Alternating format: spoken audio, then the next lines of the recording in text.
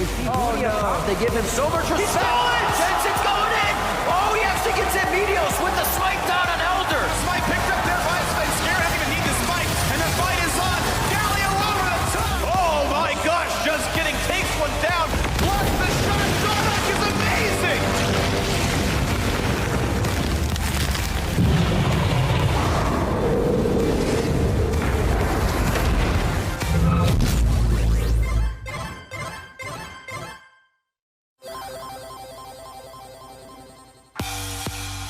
Hello, everyone, and welcome to Monday Night Lily. Made it. Oh, yeah, so that's the important part, right? We got the tweet out and everything. But welcome, everyone. We have 2 more matches to get through before we finish off week number 4 of the LCS. And my trusted steeds by my side, Prolly, Mark Z. How accomplished are you feeling that you got that tweet out? Is that the best thing of your day? I think I got it out. I pressed and just threw my phone away. I hope it's out. Yeah, you're on the Wi-Fi, right? Yeah. I think I got it. So I feel pretty accomplished. I feel good. You did the one thing you needed to do today? Yeah. I had 30 minutes, a couple hours to get it done. I got it done. I mean, you're welcome to stay there if you want. You think I'm done for the day? I can just head out? You guys two-man it? Okay. I have Prolly here. I don't need you, Mark. Okay.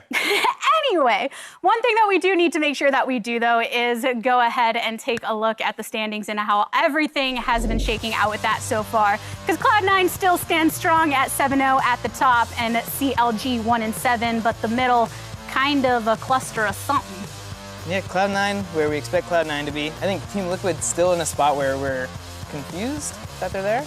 Yeah, I mean, a ton of teams are only 1 game apart, and depending on how it goes from here, EEG could easily join that 4-4 grouping. Immortals as well.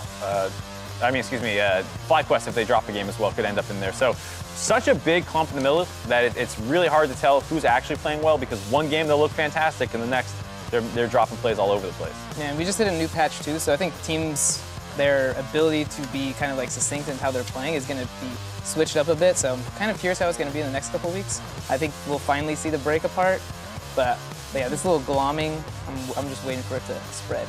And with all of that being considered, we'll see how things can change after our games today, because FlyQuest will be facing off against 100 Thieves in Game 1, and then Evil Geniuses have the tall task of taking down Cloud9. So make sure you tune in at the end of the day as well for our Bud Light League Lounge, where Raven Ovally will be welcoming some Thieves themselves. Twitch.tv/Bud Light is where you can catch Papa Smithy, Nadeshot, and Medios and Cody's son, all to wrap up the week. That is, I must say, a very interesting cast that I'm very much looking forward to seeing. Oh, yeah, they'll be special on the lounge for sure. It's star-studded. I wonder who's going to get the most camera time. I bet it's Nadeshot. Yeah, he spent more time on his hair, so. Yeah. he gets more time. All the more reason for you all to make sure that you tune in to that show afterwards. But this weekend, we've gotten our first look at patch 10.3, and I want some answers, because the question that is plaguing my mind and the minds of many is, Yuumi back? Yes, Yuumi is back, sadly. The changes on 10.3, while not massive, I think we were kind of already seeing people experimenting with her, and this was enough to get her in.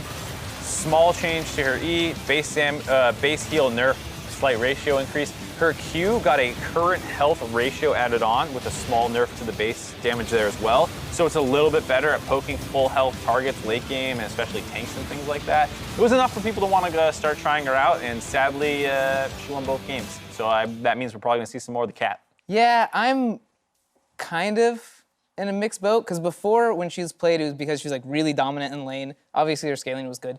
And that's what made it frustrating to watch, because her laning patterns weren't that exciting. She's just going to go hop into you and fight. But now, she's much more important for like the team fights and how you play out the game. When you like sit mid and you guys are just exchanging blows, like Yuumi's going to be able to heal up, she's going to be able to assist poke, and we saw that clip. She's just sitting on top of Syndra, like helping land the skill shots. So I really like Yuumi for the ability she gives teams to team fight and to disengage. And I'm kind of excited that she's very punishable in the laning phase right now. You can kill her, dive her. She's very vulnerable, so I like the give and take with the champion right now. In the 2 games that we saw her yesterday, she was paired into different comps. Mark Z, what are your thoughts on the way that ended up going down, whether it be the Yuumi with the Ornn and also into the Braum? I think the Braum is the curious thing for me, because one team first picked Yuumi and then the other team picks Braum in response. The other one was someone picks Braum and then they pick Yuumi. So someone's making the wrong decision there, and I'm pretty sure it's the person picking Braum into Yuumi. I mean, I think the Braum pick is special, In that game, Special. yes, I do think since Yumi's new, I think people aren't completely sure what they're picking into it. So I think that's what you're kind of saying. You're like not understanding the picks because no strategy has worked against Yumi. I think it's won both games, Yeah. right? So I think people aren't like. But in different beat it. ways. Right, and I think you can, Yeah. like Probably was saying, it has a weak laning phase now. So if you take something like Thresh that can fight a lot, or Leona, or Nautilus, some of these things that can force fights onto it, you'll have a lot better time, especially if you start doing multi-man dives. She is so vulnerable under turret. She's so squishy. You kill the first target, pops off.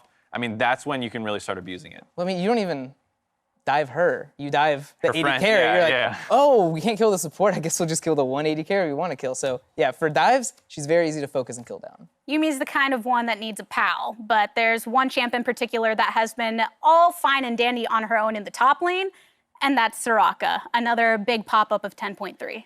Yep. Even before 10.3. Yeah, I it's mean, just an She abomination. didn't get hit enough with the nerf fat. Hopefully we see some more rounds soon. Yeah. She's really strong for a similar reason. Laning phase not super dominant. It is strong. It's frustrating. It's frustrating for to play against. sure. It Yeah, feels throw bananas at you. you feel like you can't do anything. You're just Yeah. eating bananas all laning phase, and then But your out of laning potassium's phase, high. Yeah. a lot of yellow. In laning phase, it's not that bad. Out of laning phase, she heals a lot, and what they have in common, Yumi and Soraka, is when you get into these situations where there's a lot of posturing around neutral objectives, which are very powerful right now, sieging, fighting for lane priority in mid lane, all of those will benefit the team with healing because you trade damage, I heal back up, you don't, and now I'm in a better position. That's why it feels so strong. Yeah, and I think the part of Soraka that makes it really hard to play against as well is like you need a one and done team fight where you just blow all your ults, kill them, and it's over. Because yeah, if you start a fight and you can't complete the fight, get kills, you just do some chunking. Yeah, like you said, Soraka's gonna heal up your buddies. So it's really weird where when you're playing against it, you don't get to pick whatever you want. You can't just pick something to stomp lane. Like you have to have a whole composition that can actually defeat it. Yeah. It's the Jigglypuff of Melee, if anyone, or of League, if anyone watches Melee. Probably not, Wave so dash? let's move on to not that, yeah.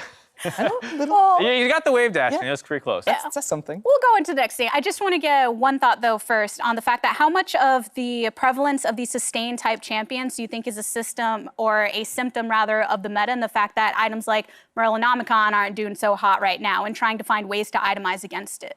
Well, yeah, that item got nerfed pretty hard a while ago because it became just such a cookie cutter build where it's like it gives you health, AP, and then damage, like penetration. So I'm Yeah. just gonna build it on everything. Yeah. And then the Grievous Wounds is like you didn't even know it existed. That's not why you built Yeah, it it before. just existed on the item, so you just used it. But yeah, I think right now team fighting being such an important thing, that's where like the healing really gets abused. Is like, yeah, if you can flash out of a fight and just reset it and heal up, it's just really hard to deal with. I mean, that's an important thing too, where a lot of the times the healing comes after the Grievous Wounds falls off anyways, Yeah. because those usually don't stay on for like 30 seconds. It's, a very short window, so it's in combat, you must kill them while the Grievous Wounds is on, and you're cutting the healing. If you fail, which is kind of the problem already, then they still just get topped up after it falls off. So Grievous Wounds is not necessarily the answer as much as clean execution is and then building the right item. Yeah. And honestly, like you want your 80 carry to build execution, right? Like Morello's is like really like 2.9k gold. It's kind of like deep in there. It's hard to want to commit to. Yeah, you don't want to commit to that, but you want your 80 carry to build executions, right?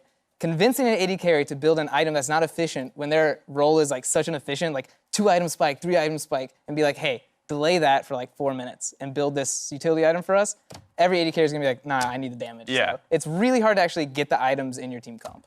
Speaking of the 80 carry position, with Senna, somebody that has undergone some changes during this recent patch to align her more within that support role, do you feel that it's opened up other opportunities within the bot lane picks? Senna's dead. Dignitas Yeah. Academy lost with Senna. That's Well, how. they played it like support style Senna, I will say that. That's true, but Phoenix was still on it. Yeah, their AD was still playing it. Yeah. So there you go. Don't pick it for your AD. Yeah, I'm fine with that. But yeah, she had such a dominating laning phase. She really turned bot lane into like if you can play or if you lose against Senna too hard, you can't play the champion. So now that Senna's out, it allows a lot more champions to kind of be played because they have the MF and the Xayah and the Aphelios. They aren't like really oppressive in lane like Senna was. So now you're seeing a lot more picks like the Ezreal's coming back, and then we're seeing more MF, more Xayah. Yeah, Varus. Everyone's trying to find their third choice right now after you start getting pushed down a little bit. And Ezreal is definitely one of the ones that people are looking towards, especially now that Lethal Tempo is the tech choice without having Kleptomancy, which is what was so powerful that you didn't even look at other runes before. Now that is what has emerged because he also received an attack speed buff. Yeah, I really like this kind of change in how Ezreal's playstyle was, because before you took a keystone and it basically just generated you a whole bunch of gold, so you hit your power spikes really quickly, and then you kind of fought in mid-game. But now he has like a real keystone where it's actually like empowering him. So usually you'd pick Scion or like Ornn, something top that had so much HP, Ezreal couldn't like poke through it. But now with Ezreal Lethal Tempo, like he actually can deal damage to a tank. He builds Bork, and now he gets insane attack speed. You'll see the Trinity Force come in. So his damage went up, and it's kind of a different playstyle. We've never seen Ezreal played like this. Yeah, and that's the thing. Ezreal as a pick is somebody that a lot of players seem to have a lot of comfort with, but being that this is a slightly different style than in the past, how do you think it's going to capitalize upon the fact that so many seem to like to gravitate towards this champ whenever he is an optional pick? I think we probably won't see it yet, but because everyone's gonna play Ezreal like the old style, where I'm gonna like poke and I'm gonna kite and then not get in your face. But I think once players get more used to it, you're gonna see a lot more like Ezreal Ian into a situation where you're like, whoa, this is too aggressive, and then they actually kill the person. Right, there are Ezreals who do play that way. Like Ruler is someone who is super aggressive. He has a Tahm Kench behind him, and he eases forward and like baits all these cooldowns. Like he's someone who's gonna use lethal tempo really, really well. And I think the people who are the more sit back and like you're saying, Archer kind of just poke away, that will be a worse play style. But it's not so different that like you're now bad if you pick it and you play that way. Yeah, you just might not hard carry anymore. No, yeah, probably not. As far as the tempo of the overall game on the Rift, a lot of it is subject to the way that the jungle is going. And with the changes to jungle XP, this has really prompted a discussion around whether scaling junglers will come back compared to some of the others. Yeah, and I think it's an interesting discussion that I'm not sure exactly where I land on quite yet. Early in the season, when people are not very coordinated as a team, scaling is just always better, game times are high. You can win this way, and Ali and Elise are more punishable. If you mess up a gank, like you saw what happened to Broxy, you can get taken out of the game against a Sejuani. What happens, though, is that doesn't necessarily mean it's better, it's just maybe more reliable while people are still having their early season struggles. And so the question you ask is, are we hungry for wins now or not? And I think that really defines your playstyle. We're talking about all these teams clumped together. You might need some wins immediately, and you don't have time to learn the Lee Sin and the Elise because you just got to make playoffs, and you need to pick up wins where you can. I can understand leaning more towards scaling there. Yeah, and I think the probably better teams that are better on execution will remain in this like Lee Sin, Rek'Sai, Elise kind of pool. And I think the teams that are like kind of struggling, they don't have their identity yet, they're not sure how to play macro properly. I think, yeah, the scaling picks are starting to be more like normal, I guess, to pick because they'll really help your team like close out. You can punish mistakes that you normally wouldn't be able to with other junglers. But I am expecting if this happens, and we're gonna see these like, yeah, Gragas, I mean, we've seen Gragas, but you know, Gragas says like more of the lower tempo junglers come out. I think we're gonna see more fun ones, like the Karthus coming out again, like it's been in EU. I don't know. Because now, like, if someone's gonna play this Sejuani, like, I can get away with Karthus and you're not gonna punish me anymore. Yeah. And then I'm just gonna, you know, drop Skittles everywhere. Yeah. I didn't know that's the cast animation. That's the cast animation, and there's the Skittles everywhere. I think it's really interesting just because when the game slows down, Karthus becomes disgusting with the power farming clear, and then the team fight potential later. And there are people who have shown it before, like we're saying last time that we saw with Santorin. Santorin. Playing today. Playing today, yeah. Yeah, so I think there is actually a pretty high potential. Maybe not necessarily today, but at some point people will start breaking that Karthus out. Maybe, maybe not. As far as what we have coming up, we are going to talk about Game 2 a bit because we have Evil Geniuses that are looking to take down Cloud9, still haven't dropped a game yet, and you've got Blabber facing off against your Honda MVP of last time around. He's very familiar with Svenskeren. So this matchup in particular is one that we are really going to have to look out for. But as far as what the mid laner has to say, Nisqy, he says that this isn't quite a mismatch between the two. I think after last year, I feel like me and Svenskeren were actually really good during the summer split. So this year I really wanted to make sure that Blabber kinda, I won't say was as good as Svenskeren, but even better, because Blabber's early game is actually really insane, and if I can control him, or if the team can control him in mid game, then he's just, yeah, one of the best junglers for sure. One thing that I love about that, and I know that we were actually mentioning before, is the fact that there seems to be a lot of confidence from Nisqy and his team, but it isn't without constructive criticism or at least a vision for the future. Yeah, I really like he kind of highlights what we're gonna see out of Blabber in the future. Is like he recognizes early game's insane, and maybe he goes crazy in the mid game. We haven't seen that yet, but I really like it that it's kind of like acknowledged, and that's something that they're probably working towards fixing, so he's a much more solid player. Right, and it's really stark contrast to Svenskeren when we saw them alternating games last year. Blabber lost some games in the mid-game that they had leads, and Svenskeren made a lot of comebacks happen for his team, and I think that's why, especially, you know, Nisqy talking about, like, you're so used to having that kind of fallback. We're like, yeah, Sven will find us good engages. You don't have that anymore, but they don't need it. Like, they're crushing in the early game. Svenskeren definitely having a bit tougher of a time this split, but you can just see such a long history in the LCS. You know that he's going to bounce back as long as EG and the rest of the team help him out. Yeah, I mean, when you talk about a player being like complete, you see like 270 games in NA and you're like, he's complete now. Like, he's a solid player. He knows what he wants to do in like most situations, most metas. And that's, I think, where Blabber's hopefully going to get by the end of this spring split. I think he'll be there where you can say, like, he's complete now.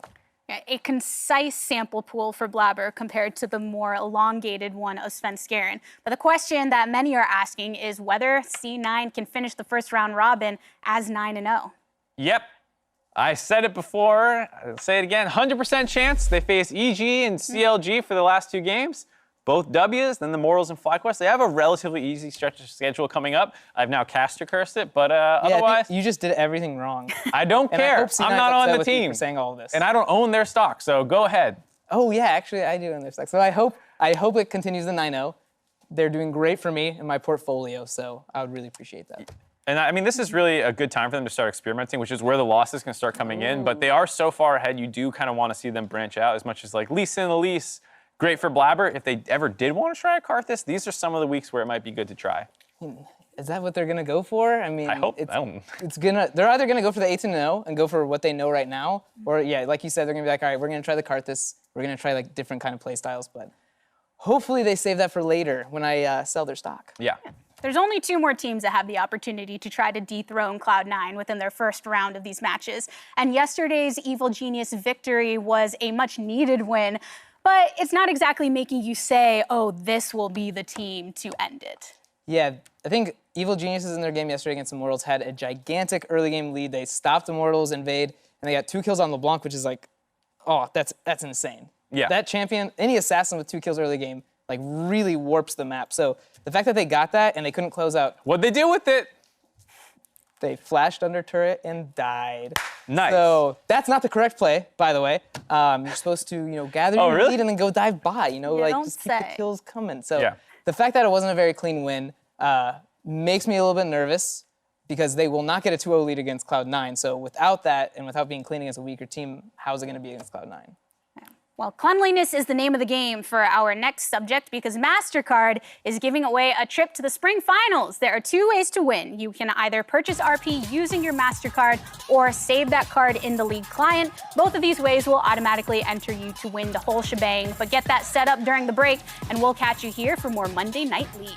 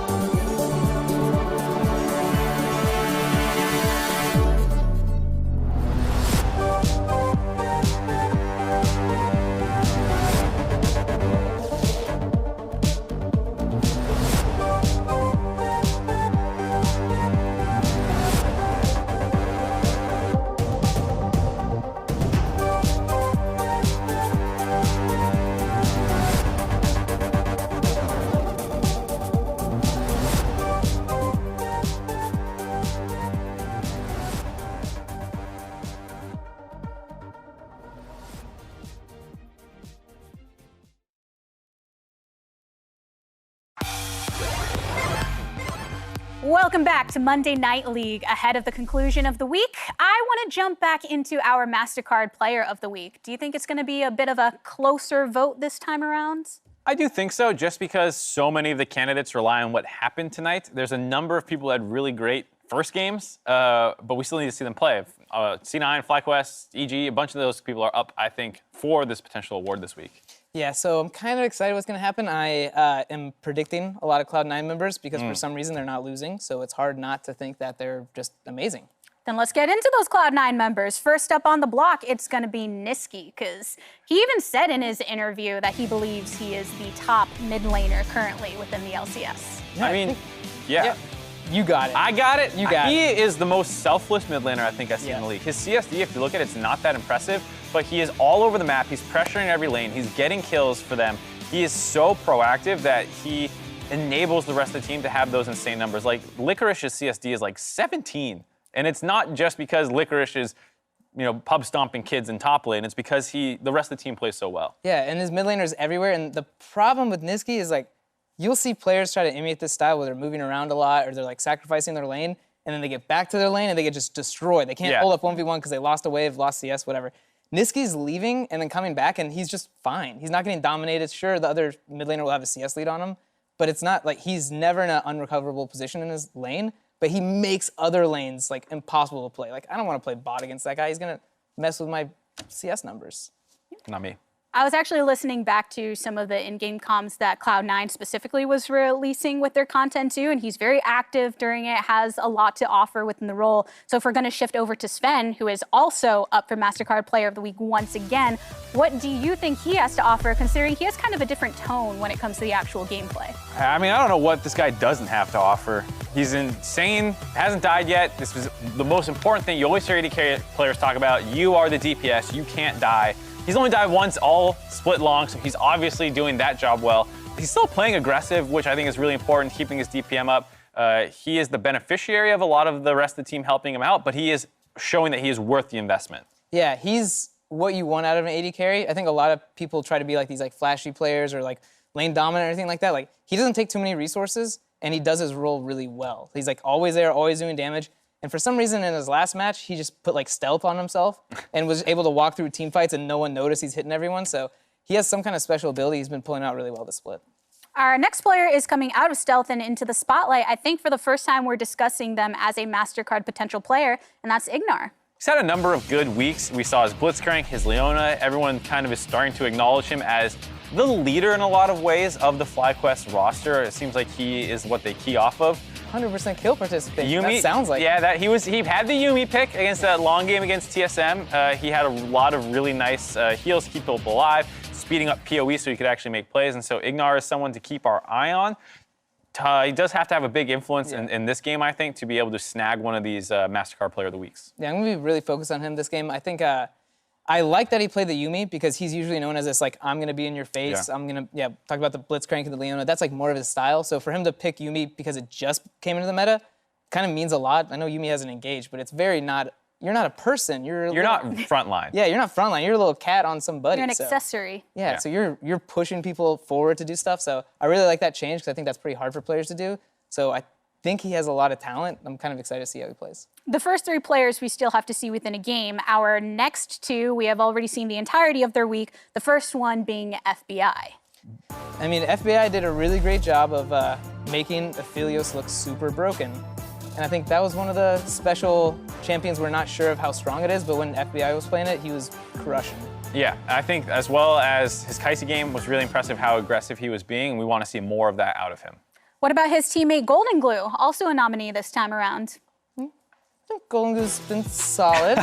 Ringing endorsement. I'm going to be saying I think FBI has been much more like pivotal in their wins. I think Golden Glue's been performing pretty well, but to me he hasn't stood out as like the guy that's making them win. His Cassiopeia game I thought was really good. It wasn't standout. He did have a couple nice plays, but the Diana game, despite the scoreline not being good, I thought I saw more impressive plays out of in some regards where he was willing to go in and kind of sacrifice himself to set his teammates up. It's just hard to want to give him the award over the guy who then got the cleanup kill on Aphelios. The guy who pressed Q or the guy who pressed ER? Ooh, tough choice. Two buttons to one. Well, all the nominees are spread out on the table. Do you agree or disagree with us? Make sure you let us know who your Week 4 MasterCard Player of the Week is by tweeting to @MasterCardNexus with who you think deserves the award. But I think it's time to go ahead and talk about our next matchup, because for this, someone in the story meeting said something about the playoff bar and this being kind of for it, but it seems a little muddy now. Mark, I think you had Yeah, I don't think it's a playoff bar. I think it's a playoff soup. You have the Cloud9 who's not in the soup, CLG who you made sure not to put in the soup, and then everyone else is in this soup of trying to get to the top, trying to make the playoffs. Wait, if CLG is the ingredient you don't want to put in the soup, what is the top ingredient to not add? You don't put actual like soup. filet mignon in a soup. Wait, that actually That's sounds what pretty C9 good, is. No. That's what You C9 serve it on is. its own. Oh, okay. That's so what I'm saying. C9 is fine. C9 is too okay. good to put in the Alright. soup. Everything else, you don't know if you like it or not. You put it in a soup, you can't taste anything. That's how NA kind of is right now, where all these teams are battling to stand out. Team Liquid we know is supposed to be great. They're struggling. Get it, Liquid? Yeah, haha. FlyQuest, who a lot of people didn't have expectations of. Immortals, not that many expectations. They're two of the best looking teams we have right now. And so there is a lot going on, and it's hard to pick out who is really the ones contributing and who's being the best team. So who's the crouton? That's what you take out of the soup first? It wasn't that deep of an analogy. Don't What? push me. Who's the noodle? I saw Who's you the write carrot? this down, yeah. Mark, Just- I need answers. It was a really quick thing. Come on. It was a All right, should I save him? Should I Yeah, save him? help him out. Yeah. All right, help me I'll out. save him. So my question then, redirecting a bit to what is ahead. FlyQuest getting a win over TSM. Why was that important to their matches? Ooh, that TSM is one of the teams that we were hyping up, and they're pretty much on the top of the standings right now. So being able to beat them now means that's one of your opponents where if you get into a tiebreak situation for playoffs, they can actually break that. Or even if it's going into top 4, Right. Like they can start breaking it. So winning against TSM was really important, and today's win is against another playoff team. So both these games this weekend for FlyQuest are really important for them. But yesterday we ended up seeing some struggles from Viper during his game. So as far as how he stacks up against Someday, who's been on a pretty decent streak. We touched on this a little bit earlier, but why is this matchup important? I mean, Someday is kind of the guy for 100 Thieves, and when he's playing well, they win. When he gets shut down, like what happened in the Immortals game where he got chain ganged, they lose. And so there are other things that matter, but Someday is kind of the one that they key off of. Viper is super hit or miss, and when he's on, he looks so good. And I think if he is not ready to kind of stat check himself against Someday, it's going to be a tough time for FlyQuest. I mean, yeah, I don't know if Viper's in form right now that he wants to go toe-to-toe with Someday, because, yeah, the graphic you just saw, Someday has 5 solo kills to Viper's 1. Yeah. You don't want to make that 6, So I'm really curious how they're actually going to play out this matchup, because I don't think he's going to be, the aggressor here. No. Looking at the two teams that we have, we've got FlyQuest, we've got 100 Thieves. Probably I'm going to look to you specifically for what FlyQuest need to do to walk away with the victory. All right, so my FlyQuest win conditions are pretty simple. Coach Curry, please do not int draft. He's done it before, so this is PAC. I hope he's blaming listening. him? Is he in the hall? Can he? see No, this they have monitor? headset on stage. They They have can't hear this. headset? You're free. All right. Well, Scream man, your heart I out. really hope. All right. Like I said before, yeah, Someday's playing pretty hot. Viper's not. So please pick up some kind of tank matchup. Maybe give him Set, even though Set's kind of a power pick. Just don't go ham in top lane. Maybe you can do the Riven, but that's the only special one. Please just pick a tank up there, let it be farm lane. And then second thing, Zyra Khan is becoming pretty important. Cody and Stunt are really good Zyra Khan players, and I'm pretty sure Turtle Ignar have not shown it yet, so don't give them that. Make top a farm matchup. Santorin, I don't know, you can play some stuff, mid, play some stuff. Just make sure your top and bot is solid. Okay.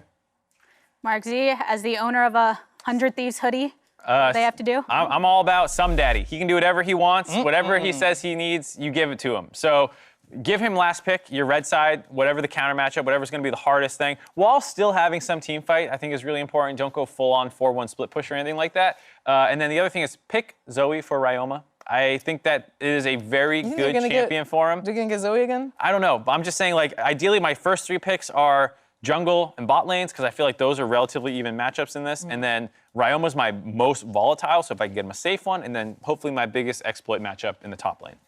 All right. Well, win conditions are locked. I hope you got your soda pop, because without further ado, it's time to send it over to the battle arena for game number 1.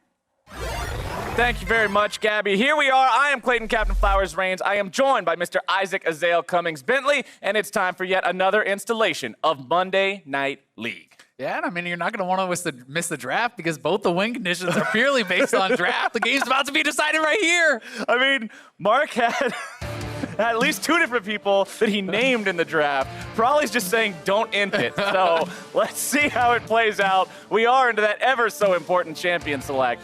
FlyQuest is going to keep Soraka out of the top lane. They'll keep Senna away as well.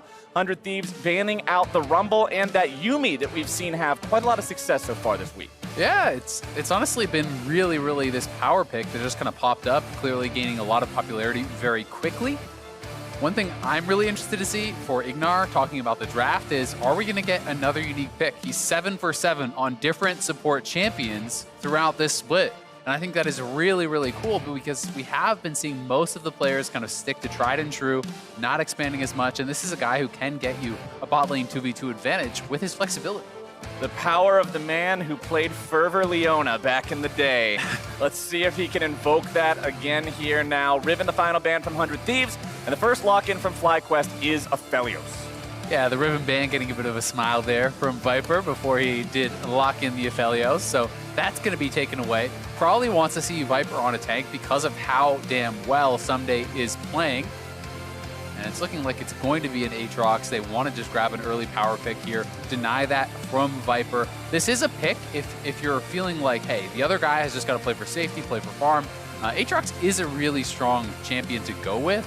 Most people are pretty happy to play it into almost every viable top lane matchup. It's very safe as a blind pick in general, unless people are really willing to go for the risky picks, things like Fiora, that not a lot of teams are willing to play around. So 100 Thieves kind of throwing down the gauntlet. They are red side, but they're saying, hey, counterpick me if you dare. There you go. I enjoy the confidence. Rakan will be the other pick here in the first phase. 400 Thieves getting some engage power there in the support position. They already know their opponents have drafted an AD carry, so they don't feel too pressured to pick one up in that first rotation. FlyQuest thinking on the support here for a moment, hovering over Alistar for a long time, but I'm not surprised to see the Ornn locked in. There's that tank pick, easily the premier tank in League of Legends right now. They want to get that picked up before the second phase of the bans comes through. Yeah, I mean, he's the best top lane tank, and it's not even really close, to be honest with you. This guy is very stable. He has the ability, especially if you're going Spellbook with Ignite, to, if someone makes a mistake, actually take over a lane, dominate that lane at times. At worst of times, he can go even. Everyone knows about those upgradable Ornn items. Very strong. Gives you the additional scaling. We have been seeing more and more games go late, where that is almost always going to play a part. And his engage, incredibly reliable here. But it does mean they are giving over the Xayah Rakan, very likely 200 Thieves. Another thing that Mark called out, they talked about the popularity of these picks and that it is rising very heavily. It gives more agency down to your bot lane. And it's also really kind of guaranteed engage when you do have this Rakan. It's so explosive, it's so quick. Ornn is strong engage, but it can be sidestepped, it can be dodged out of. Rakan, flash, alt W, these types of things are very difficult to stop, and it's going to allow 100 Thieves to pick and choose where they fight. One important thing is because the Rakan was already locked in, FlyQuest knew they wouldn't be going up against a Braum shield to shut that ulti down in the team fights when they picked it. They'll also go with the Thresh as the last pick of their first half of the draft, so we've got matching top lane and bottom lane picks from both sides, and the jungle is getting hit hard here in the second phase of the bans. Lee Sin, Olaf taken out by 100 Thieves. FlyQuest will remove Gragas from the available pool. They've got one ban left to go. We could see it go to the mid lane this time, and yes, it will be keeping LeBlanc away from Ryoma. Yeah, very interesting. It does feel like with a double physical jungle ban, they want to keep Santorin, off of those picks, perhaps force him onto something like an AP jungler, or maybe they're feeling like the damage profile could get messed up a little bit from that. They are going to be going Sejuani as the pick, so if there is an AD option that Santorin will be looking towards, there's things like J4, there's Rek'Sai still available. He could also go for something along the lines of Trundle. I think it would be actually pretty great here. When you are going up against that Sejuani, it gives you a very easy target to ultimate, especially if they're playing Aftershock with Permafrost passive. You can actually put Sejuani into negative resistances with your ultimate, really beef yourself up, and can work pretty damn well to set up hooks and skill shots also. And we saw from the stats that hovered quickly over when Sejuani was locked in, even though she's only seen a couple games of play, currently sitting on a 100% win rate in those games, so the champion has been finding success in the small amount of playtime we've seen right here so far. Wild Turtle locking in the Syndra here for Power of Evil in the mid lane. We've seen him on this champion plenty of times before. I highly doubt that's going to be locked in. You guys already have Thresh. You got to think about which champions you're baiting us with, as the Trundle is locked in, as you already said, that classic Sejuani counter. Yeah, I think it just makes a lot of sense. This is something that has been rising in priority. You know, did get some buffs recently. The move speed, notably on the W, went up. The slow went up on the pillar as well. So your ganks become a lot stronger, and it really does turn you into a super tank and kind of shred through Sejuani, making it a lot easier for your front line to knock her down. So will be pretty exciting. Going to be Zoe as the last pick here for Ryoma. So the guys on the desk, honestly, were pretty spot on. Yeah. This is what Mark actually wanted, you know, for Ryoma, was this exact pick. He didn't get the someday counter pick as he was hoping for there, but things going pretty expected. I've got to say, it does not feel like FlyQuest entered the draft. No, FlyQuest ended up with two of the most powerful picks in the current game in Ornn and Aphelios. They ended up with a jungle counter pick in Trundle going into Sejuani. They put Power of Evil on a champion that's very much in line with the way we usually see Power of Evil like to play League of Legends. It seems like it makes sense. Yeah, it does make a lot of sense. I think Syndra can match up pretty well into the Zoe there too. There is the ability, if you do get ahead, to threaten kind of that lethal combo over onto Ryoma. But Ryoma has been solid on the Zoe. For him, it's been less about lane dominance and more about finding good angles for poke in the later stages of the game, while he's kind of giving over a lot of the farm throughout the mid game to his teammates. I do think for 100 Thieves, though, you're feeling pretty happy overall there too. Aatrox for Someday, always going to be a valuable pick come team fight time. Someday has been performing really well overall, though his laning stats have not been good. And you do have Cody-san on the late game insurance, right? This is a guy who's always been incredible at team fighting, who's been great in those late game stages. So Zyra Khan for Cody-san and Stunt could spell good things for 100 Thieves. Top lane's going to be fun to watch too, because you've got one of the most iconic names in Someday going up against Viper, who, for those who weren't familiar with him back in the day when he was climbing up through the ranks, was a Riven 1 trick, has since donned the mantle of many champions, made it into professional play. And so now it's kind of fun because you get to say, all right, here's a guy who's known for carry performances. This game, the team has said, we need you to be a role player. Your job is to be Ornn, sit under the turret, eat some Aatrox Qs, and farm up, sound the horn when the team fights come. I want to see if he can get big value ultimates, because the difference between an Ornn that farms up okay and yeah, he's really tanky, and an Ornn that wins you the game is the guy who finds those ultis that knock up so many different people at once. There's nothing on the side of 100 Thieves to negate his ability to do that. No wind walls, no Braum shields. I want to see those hit home. Yeah, just going to be about the avoidance. You know, it's going to be about Xayah timing the ultimate well. You know, Rakan utilizing shield to jump out of the way. It's going to be more about their dodging of the skill shot. But I agree. I do think it's a game that Ornn can be very, very successful. Ornn is totally a strong matchup into the Aatrox. You don't have to worry about that. And we could see a very successful game for Viper. Looking at the keystones here as we load in, you've got Aftershock for the Thresh, you've got Guardian on Rakan. Press the attack of Aphelios. Mid lane, it's Syndra running a phase rush for the extra movement speed bonus, not any extra damage, particularly going to be coming out of that one. And that Spellbook top for Ornn that is pretty standard these days, giving him the power to, like you said, swap in things like an Ignite or a Barrier when when Teleport is on cooldown to make it so he's much more effective in combat. Yeah, and especially, you know, in conjunction with your jungler, if you do have Ignite, that all of a sudden can give you a lot more kill threat, reducing the healing from Aatrox, these champions that can have a tremendous amount of self-healing. You know, having that negation from the Ignite does matter a tremendous amount. It's also worth noting, Power of Evil coming off his Syndra performance yesterday, 8-2-8 versus TSM, was a key member in getting them their win yesterday. So looking for back-to-back big Syndra performances here. Love to see it, and let's see how the teams are going to get things started as it's red buff beginning for each side here. Santorin will go straight from his red over towards his blue. Meteo's going to take the extra time to clear out the Krugs. Sejuani does have an easier time dealing with multiple target camps than Trundle does, but Santorin has made his way towards mid lane here. It's level 2, however, the stun not connecting from PoE means Santorin won't get anything there. I think that was pretty poorly done, honestly, by FlyQuest. It felt like there was a little bit of hesitation. Santorin came over. He wanted PoE to be level 2, but why not use the pillar to set up for the skill shot? Yeah. The pillar with the slow there allows for such an easy scatter of the weak, where you're very likely going to be forcing out a summoner or something to actually dodge that, or it's going to land. So I would have liked to see PoE hold on to that, allow the pillar to come down for the slow, and then try to connect with that scatter. Well, one person that's not disappointed with the less than fantastic execution there is definitely Ryoma, hanging out still here in the mid lane. Didn't have to even pop a potion charge on it, as Meteos full clears his top side of the jungle, and now we'll finally see him heading towards that blue buff. Yeah, something else worth noting is that a lot of Sejuani players do actually like to go fleet footwork instead of Aftershock, specifically when they are against the Trundle. Because of how this rune can really work against you come teamfight time, it is not by any means like a terrible choice or anything like that. It's just the trade-off, right? You get a little less tanky when you are in these skirmishes when Trundle's not there or Trundle doesn't have the ultimate. But come teamfight time, you proc Aftershock, you have your passive, you're stealing resistances based on that current amount of armor and MR that you have. It's snapshotted. Exactly. So, you know, that can be really, really punishing for the Sejuani, and we'll see how well Santorin's going to be able to time that and if it comes back to bite Meteos a little bit.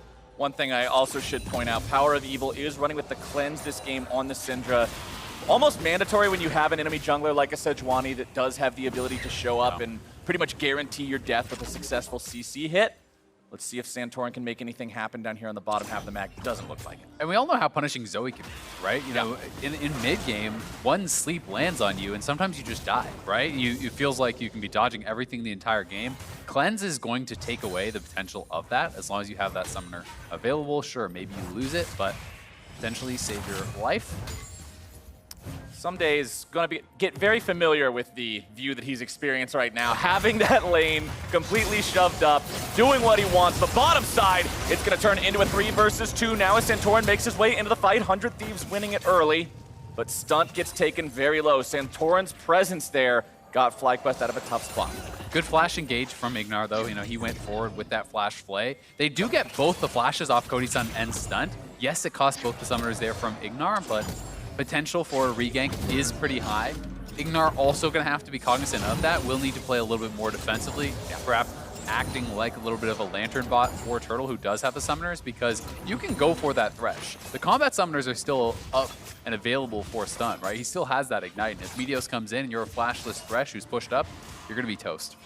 Kodi-san will farm up this wave underneath the turret. It did also afford Turtle and Ignar the opportunity to go back to base, shop with the CS lead that they had, really use the state of the lane to their advantage. You can see Turtle going to go ahead, go for the full Berserker's Greaves. It'll help him get the movement speed he needs to avoid not only engages from Stunt, but also Meteos should he come to gank. So we'll see how well that pays off for him. It also kind of signifies, you know, that he just wants to look for the push. Attack speed very valuable in that regard. This is something that is really well known as a strategy. Rekkles loves to do this. He's almost constantly going for it, but a good hook. Lantern comes in. Ignar making moves yet again, setting things up, but 100 Thieves are here on the counterattack. Power of Evil getting away, needs one more stack before that Sejuani stun would be ready and manages to avoid it.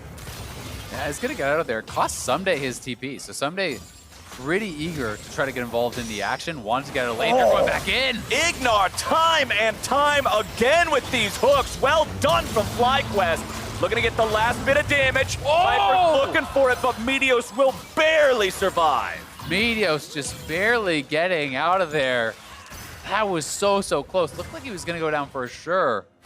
Pretty back and forth trade. It does cost Meteos his flash. It was a couple great hooks from Ignar, but Santorin did trade his flash, and you know, that was a lot used on both sides. I believe both top laners expended the teleport. Was the ultimate down now for Viper, so I was going to kind of talk about how TP advantage was going over to the other side, but Ornn TPing right back. FlyQuest, though, did come out on top as far as the health was concerned, and they will mean they're going to grab the early Infernal. I'd like to get that on the board here nice and quick. Infernal number 1, it's going to be Ocean number 2, means we'll get either a Cloud or Mountain Rift after that second Drake is taken.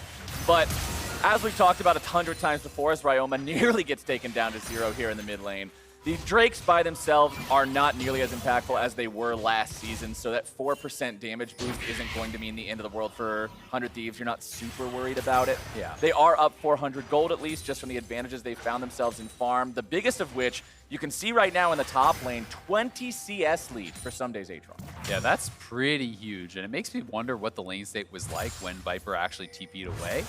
Because Ssumday, I do believe, was TPing back from base, so perhaps Viper was actually TPing away from a pushing wave, meaning his minions actually kill off more of his opponents and put him down in farm. Because Viper is very far behind, and this should be much more of maybe Aatrox gets a little bit of an advantage, but it should be a pretty damn even lane. Yeah, you could see he went for a little bit of a trade there as Someday went after him with the chains, but once that Q3 lands, you really don't out-trade Aatrox pretty much ever. Bottom side, another play is going to be made. Now Aphelios ulti dodged away by Cody's son. Stunt will fall here, and that is first blood to FlyQuest. Yep, going to be able to knock down Stunt. Had no summoner available to flash out. Does get punished. Would have liked to see them give that to Turtle. Felt like a pretty guaranteed kill. Santorin's going to chomp on down and grab that for himself. Proto Belt pickup, always pretty nice there for the Zoe, as it does give you a really easy push on one wave. Goes for the bubble, but makes the prediction wrong, guessing if he's going to juke to either side. Let's take another look at the play here, bottom. Hey, this is one more time. Note that there is the ultimate for Cody's son, but Ignar does not have his ultimate, does not have his flash. They play him in, they root him up, and he's just not able to get out of there. Wasn't really much he could do. Just a really well-executed gank. That was 110% givable to Wild Turtle. Yeah, like, I think so, too. After watching it again, he's right there. Turtle has the sniper rifle of all things, so that's fine. Santorin wants a little bit of extra money in the pocket for the Trundle. Let's see what he does with it, as he will now be the first one to make his way towards the pit as 100 Thieves are going after the Rift Herald. Stunt tries to buy a little bit of time. Santorin on the front line. Ornhorn goes through and it finds 3. That could be exactly what they're looking for. Viper gets the kill onto Stunt, and the Rift Herald is secured by FlyQuest. TY for Leash in the all chat. That is exactly what FlyQuest is looking for. Yeah, Stunt dying in the bot lane. Runs up to help his team with the Rift Herald. Gets sussed out and going to die in that bot lane too. And they're just going to drop the Rift immediately here around mid lane. I do like this. Ryoma wants to have this kind of bastion of safety that is this tier 1 turret, but it's going to get really low already, and that was actually quite a bit of more gold going in the pocket of Santorin, who thankfully, with that kill on the bot side, has at least made some sort of a payoff there and was able to have Cinderhulk for that fight around Rift, whereas his opponent was just sitting on the challenging smite plus a Ruby Crystal, so getting something from it. So here's his one more time. This is just, I think 100 Thieves more hoping that the top lane priority they had would result in a pretty easy kill, that FlyQuest wouldn't be in position to challenge for it. But this has become such a textbook play that you have to be confident not only in your ability to start it, but your ability to win the team fight that is inevitably going to break out around it. Because it is so rare these days, unless a team is just absolutely dominating the early lanes, that you see a completely uncontested or a snuck Rift Herald. Like, everyone does this at 10 minutes. It's not the Season 9 clutch gaming strategy where it's Rift Herald at 11 every single game, no matter what, but nobody else has this similar plan.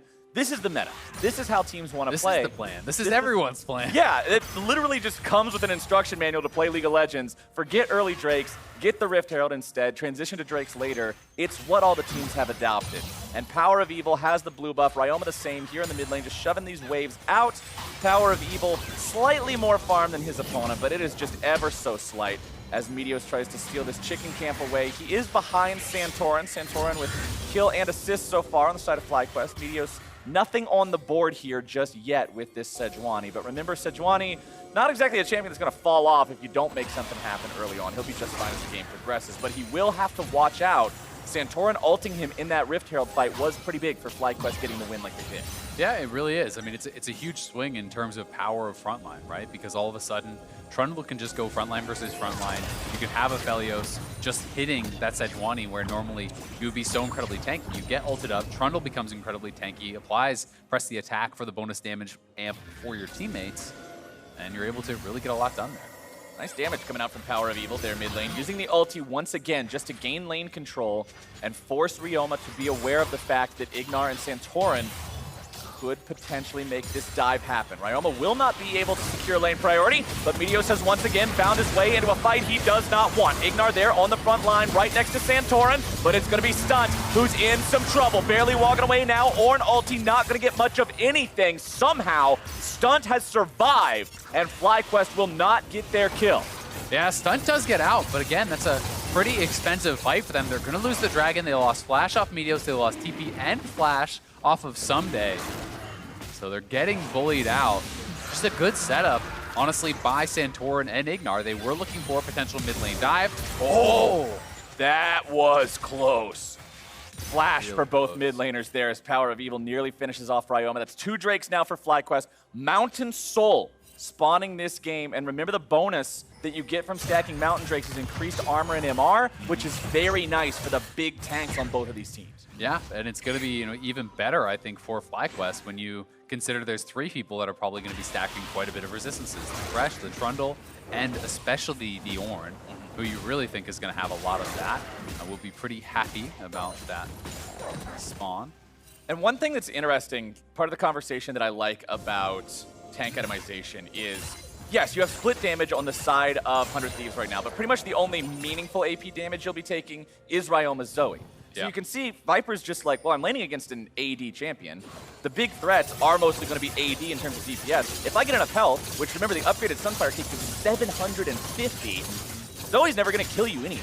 Yeah, that's the thing, right? If you don't have a consistent DPS frontline killer type of mage, if you don't have like a Cassio or an Ori who's going to be able to do a lot of consistent damage to those tanks, you can get away with just stacking armor and building health. Things like Warmogs become incredibly effective. You can just build up something like that and have that player step forward and intentionally tank a lot of the poke coming out from Zoe. And we often will see the Ornns go for an Abyssal Mask second. It does a great job at amplifying him and his allies' damage, as well as being a huge bonus in terms of the cost effectiveness of the upgrade. So I wouldn't be surprised to see that come out, but I expect some armor stacking continuing as the game goes on. Yeah, overall it's going to be mostly armor, you would think for sure.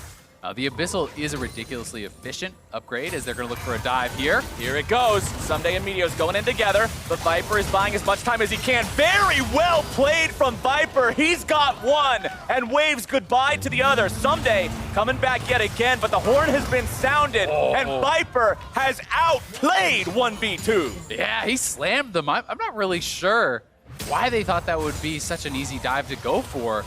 It's 2v1, yeah, but that is a full HP Ornn under his own turret. Gets the easy double knockup, and like you said, just straight up outplayed them. Very well done from Viper. That was one of the question marks on the analyst test. They're saying Viper is hit and miss, but when he's on, he is on. And when he's on, he is Ornn. And this guy popped off in that dive. I mean, he's down 40 CS, but he did pick up a kill by that Rift fight and grab another here. Now another fight on the bot side. Bottom side, Stun could be the target again. Ignar in some trouble, but goodness, that is a nice stopwatch coming out to keep him alive. FlyQuest, they get a little overeager to make the play on bottom side here again. They almost lose their support, but it will buy them the opportunity to take out this tier 1 turret. That will be the second turret of the game destroyed now, the second that they have claimed, and 100 Thieves will not find any sort of a response. Yeah, extending that gold lead further. 3 kills to none, 2 dragons to none, 2 towers to none. FlyQuest has been running the game. 100 Thieves still in it, largely in part to some good farming. Their main advantage is kind of on that top side, though, with the kill gold going over to Viper. It's not going to mean too much, and here we have this one more time. Looking for the dive. This is a full HP Ornn, though, and he bides his time. He does the Searing Charge on the turret, gets the knock-up on both members right around him, flashes over, applying that Brittle with his W for the big clap, and then the ulti is there and pushes Someday away. Very well played by Viper. But that was a risky dive, Ornn is so damn tanky. If you cannot execute that perfectly, it's going to be tough to take him down. And I feel like even if you kill him off, maybe you still lose your life in the process because Meteos didn't have his flash. So if you actually use your Q knockup to go in, it's going to be very difficult to get out. And you can see they had Meteos tanking, he had the Aftershock, he had the Glacial Armor, all of that, but just wasn't enough still, and FlyQuest will now claim their second Rift Herald of the game. First one was used to grab them those plates on the mid lane turret that gave them that boost of gold. We're after the 14-minute mark now, so plates are no longer an option, but they only have one tier 1 turret left to take. So far, they have been in control of the state of the map a little bit. You can see some wards from both sides around the river, specifically in this top lane, likely because the Thieves know that's the last remaining tier 1 that FlyQuest wants to take, and they probably just want to go up there and knock it over. Yeah, I think they would definitely love to do that. We also may see them go down towards the bot side. Dragon is going to be spawning here for FlyQuest, so I think you want to keep stacking as much as you can, 15 or so seconds. So they need to be moving in together. If they're not going to be keeping down Viper, he needs to be making that rotation because he is pretty late on this play, right? And he's actually sitting back on his tower, so it looks like they're going to go for the TP. Meteos just used his ulti to try to make a pick onto Santorin, but he missed. That is a big cooldown not available for 100 Thieves. They have priority over the river, but without that ready now, this is all of a sudden much sketchier than it was. Meteos is going to be locked up, nearly bursted out, and the damage continues to come through onto Stun, who is just alone, buying as much time as humanly possible, down below half HP. Thieves are in full retreat. Meteos down to 200 health, in no condition to contest this, and 100 Thieves just not making the right moves here. Yeah, honestly, a great move, though, by that 3-man squad from FlyQuest to be able to kind of hold their ground. It was essentially a 5v3, and Santorin, Power of Evil, and Ignar were the members there. Viper was very late to move down. He did expend the teleport, and Wild Turtle was in bot lane. So despite the fact that FlyQuest wasn't actually set up in the Dragon, they had priority, but they are able to find Meteos, push him out, force that summoner, and as a result, third straight Dragon goes their way. That'll be a 23-minute soul point here for FlyQuest if 100 Thieves is not able to find their footing in this next 5 minutes of this game. Things are starting to get more and more dire for this squad. 2,500 gold behind. Fortunately, Viper is still only level 11, so the Ornn items have not been crafted yet. Remember, when Ornn is in the game, the gold difference can be very deceptive because of the amount of value and pure stats that he adds to his team. Taking a look at the items, it's pretty similar for the AD carries. You just got the Berserker's Greaves and the Essence Reaver in terms of fully completed items. It is Zeal versus Dagger for the backups there. A little bit more money onto Wild Turtle. Mid lane, Luden's Echo done for both. We've been seeing more of the Hextech GLP lately, but the extra burst of the Echo was just what the players wanted to go for this time around. It's all about the damage. Yeah, it makes sense. You know, especially on Zoe, I think you're almost always going to see that. But on Syndra, you know, in conjunction with Phase Rush, we've been seeing a lot of the Hextech GLP. We've been seeing that on Orianna there too.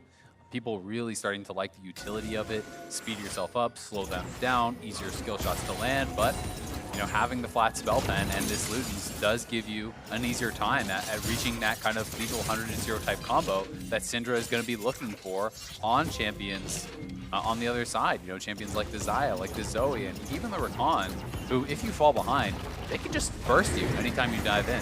We've seen him just either die instantly or get taken down to almost dead every single fight.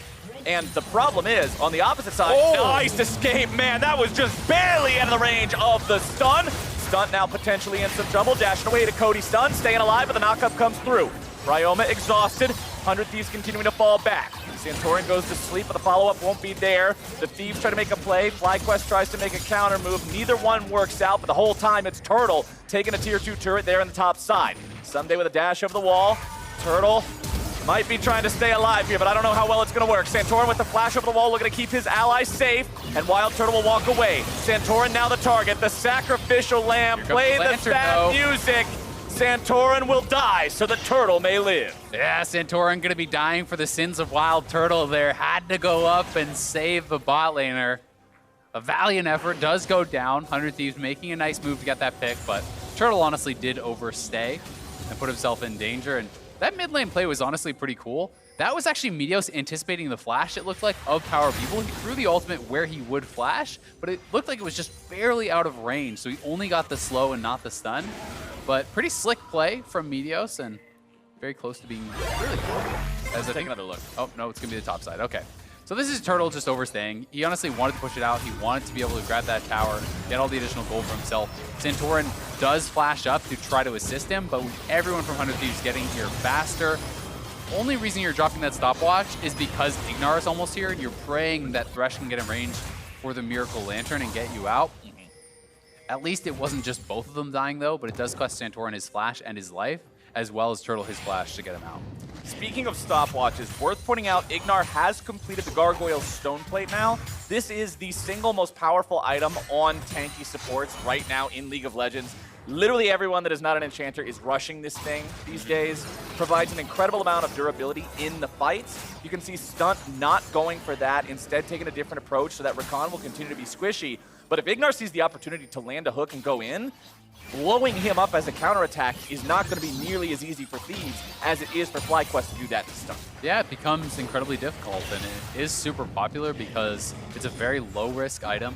You know, you just press the button, you're pretty much always going to get value. It's very easy, whereas, you know, Knight's Vow, Zeke's, those are kind of the other options that we sometimes see these guys go for, and it's giving up your own tankiness with the hope that your marksman player is going to get a lot more out of that. You know, the assist is going to kind of make up for your lack of tankiness. Another big team fight item has come through. Turtle with the completed Runaan's Hurricane means the next fight, that item has so much synergy with Aphelios because of the fact that all the guns have some sort of an on-hit effect that then gets duplicated. Also worth noting, Meteos is working on the ingredients for the Warmogs, but with the usual setup for Sejuani players with runes and masteries, you need to be level 12 for a Cinderhulk and a Warmogs to give you the Warmogs passive healing. He is only level 10, and Drake is spawning in 15 seconds. So Meteos and the rest of 100 Thieves now have a very difficult task ahead of them. FlyQuest have control over this bottom half of the river. They have control over the Drake pit, and we'll see if they can secure themselves this Earth Soul this early into the game. Meteos has been caught, and he is out of there. That is the Drake going over to the side of FlyQuest. Ignar, time and time again this game, the hooks are making the plays happen. Yeah, he has been on point, and honestly, this is how the last one probably should have looked too. FlyQuest has been in the advantage the entire game. This time they are to the dragon faster. They are set up well in advance of it spawning, and as a result, they are rewarded with a pick and a very early soul with a team comp that scales incredibly well. They have answers for the front line. They have the Ornn upgrades coming through. And they have a 23-minute soul, so it really feels like now for FlyQuest, the question is how quickly, how cleanly can you close this game? Because you should not be losing from here. Right, and this is a team that, remember, already beat TSM earlier this week when the TSM hype train was just starting to leave the station. People were saying, oh, this is the second best team behind Cloud9. This is a team that's really coming together now. The first couple of weeks were rough, but then FlyQuest beat them. Yes, it was a battle to beat them, but FlyQuest got the win. So if they can grab themselves another win here, yes, 100 Thieves isn't at the same level TSM is right now, but if you do this and do it very cleanly, it's very promising going forward. It really is, right? And it shows that some of that promise that FlyQuest was showing earlier in this split is real, right? You know, they had a great start alongside Dignitas, and then both teams had a bit of a stumble, and now FlyQuest looking for another 2-0 week to prove that, no, that their level is that high, right? They had a little bit of a stumble, but they can compete near the top. Moving themselves to 5 wins would actually put them ahead of TSM in the standings, and up, I believe, you know, right around Immortals for second, third. Worth noting, Meteos now has the Warmogs completed, but as I said earlier, he does not have the total health pool to trigger the Warmog's heart just yet. He's at a little over 2,800, so if he can get to level 11 and buy himself another Ruby Crystal, he should have that healing to deal with some of the poke that could come out from the side of FlyQuest and the carries of Turtle and Power of Evil. You can see the comparison of the levels there. Power of Evil, the highest level in the game, just now hitting 15. And once he gets one more, that ultimate execute potential. Look at these two right here. Level 8, level 15. If you're this guy, you do not want to be running into the other guy. I'm pretty sure Syndra hits QR with that level difference. Stunt just dies. You do, man. You get so much value out of each level. The additional stats that it brings means he is going to be incredibly squishy when he is that far behind as far as the levels do go. And that's one of the difficulties with Rakan. When you are not going for a Stoneplate, when you're going for a squishier build and you get behind, you can get lit up. Here comes Cody's son after Viper, but man, he hit him with about 6 auto attacks and the Mountain Shield fell. So not exactly a threat onto a man who has Ornn upgraded Iceborne and Ornn upgraded Sunfire. Back to what we were talking about, stacking armor items earlier on this game. Ranged minions can come out of the jungle like that? Where'd that come from? Oh, that's a fancy new skin. I didn't know the minions could throw feathers like that. Not a spot where you need your AD carry to be hitting that frontliner, because it's not like you're going to have any other choice in the team fight. That Ornn's going to be right up in your face, and you've got to deal with it. Cody's son needs some more items before that'll ever be the reality, but FlyQuest do not want to allow that time to scale. Power of Evil, Turtle, and Santorin all pushing up mid here. Ignar standing by with a lantern just in case 100 Thieves try to engage. Meteos engages have not been where FlyQuest, or excuse me, they've been exactly where FlyQuest wants to see them, but 100 Thieves, it was a miss in the jungle and then coming up just short there in the mid lane. And without those Sejuani ultis making the connect, it's really hard for Thieves to fight on their own terms. Viper takes the tier 2 turret in the bottom side. That's a 5-to-1 turret count now, 4,000 gold lead. Mid lane tier 2 falls now, 6-to-1 turret count. Power of Evil doing a lot of burst onto Ryoma, who pops the heal to stay alive. I mean, it's really tough because I think a lot of the onus, you know, you mentioned Meteos, but also Ryoma, right? He's got to be poking people down. You're never going to win a straight-up 5v5 fight where you both engage at full health from this point, unless FlyQuest has numerous mistakes throughout that fight. So all of a sudden, it becomes Ryoma's job to poke people low, to be able to get them chunked out before you engage. But there's 3 big frontliners who can just stand and tank all of your damage coming out and not really worry about it. The Mountain Soul procs, Thresh, Trundle, Ornn, any of them can stand there and soak that for Syndra or for Aphelios, which makes Ryoma's job incredibly hard. Ssumday just had an attempt made on his life there in the bottom lane. You heard the horn come out from Viper. They tried to make a move on there with Power of Evil collapsing, but Ssumday was able to get out of the way in time. So the Ornn ultimate not available now for another, it's not going to be that long, about 60 more seconds. Elder Drake spawns in a minute and a half. Baron is up. I want to see FlyQuest set up for these objectives. They have such a big advantage. This is what we were talking about, wanting to see them push that. Yeah, FlyQuest, a lot of their scaling going to be coming to fruition here, too. As the Infinity Edge is completed, Viper has the levels to actually upgrade that, so that's an even bigger buy there. As I want to see Ornn upgrade, and the Molten Edge comes across, whereas Cody-san doesn't even have his yet completed, and the additional AD you get on this item is worth, let's say 1,000 extra gold on top, so it becomes very, very valuable. Yeah, when you look at the gold gap stun too.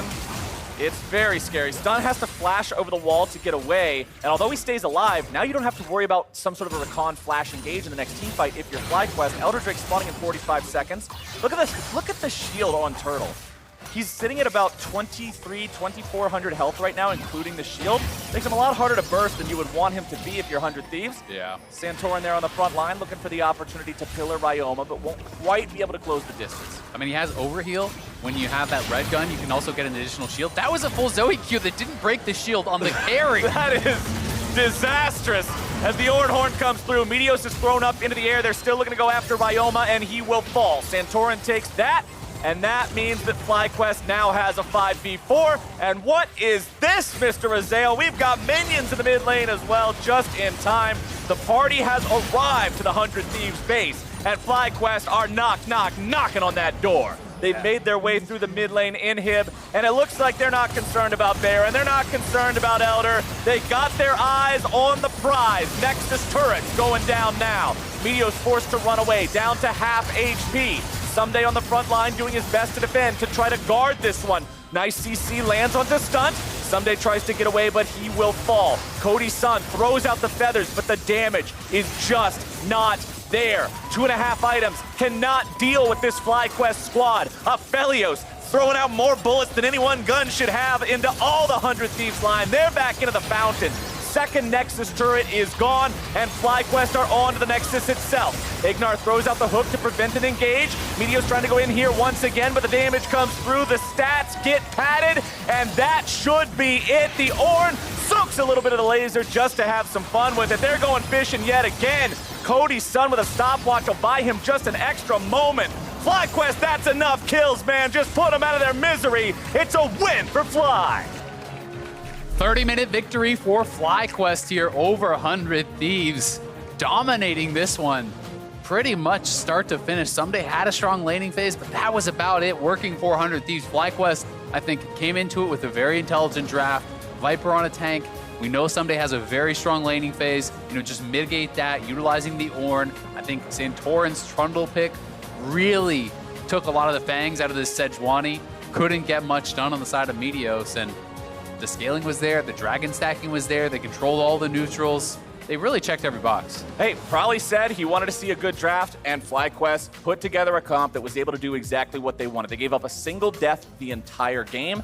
That death was Santorin keeping Wild Turtle alive after he had pushed for a tier 2 turret in the top lane that ended up giving him his Runedanc's Hurricane, which then gave him the advantages later on to be able to just win fights and threaten so hard that 100 Thieves was never comfortable in neutral territory. Honestly, the entire game, you gotta feel happy if you're FlyQuest, because there was never a moment where it seemed like, oh, this is where 100 Thieves are coming back.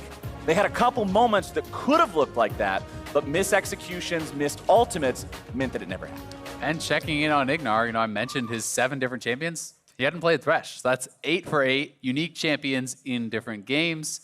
Pretty impressive stuff. I remember Ruin, I think it was last year, started 10 for 10.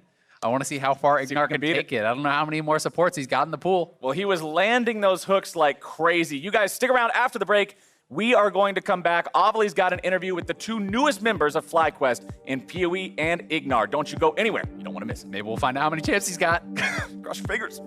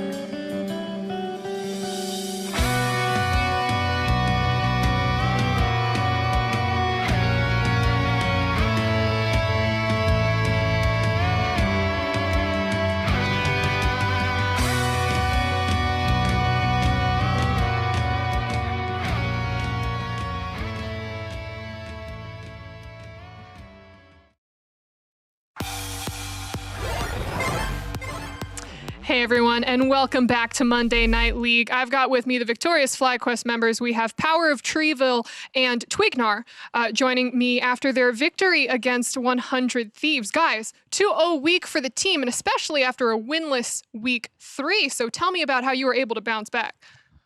Well, the 0-2 week was, I think, really eye-opening that we still have a lot of stuff to improve on. We did a lot of early game mistakes, and we clearly just, as soon as we lost, we just hard lost. It wasn't even close. So I think we really worked on how to get vision when we're behind, how to get vision around mid lane, or how do we get vision if one lane is really behind. And I feel like we showed this week that we improved on it. I think we still need to improve on it a lot, but we definitely did it better than before. Yeah, improvements and a lot of surprises coming out from FlyQuest. Ignar, for you especially, 8 different games, 8 unique champions. Forget the champion pool, you have a champion ocean. Tell me, how many more of these supports are you hiding from us? I mean, I can play just everything if I think it's good. So even without so much practice, I think, because I have my confidence at my mechanics. And then, so I think I just have more than 5, I think. So I can just play whatever I want, yeah. That's pretty smart. Now, I know we've seen a lot of support champions go top. Since you're the expert at these unique picks, any top laners becoming support champions? Like Rumble? The Rumble support? Yeah, I can. Can we confirm this? No.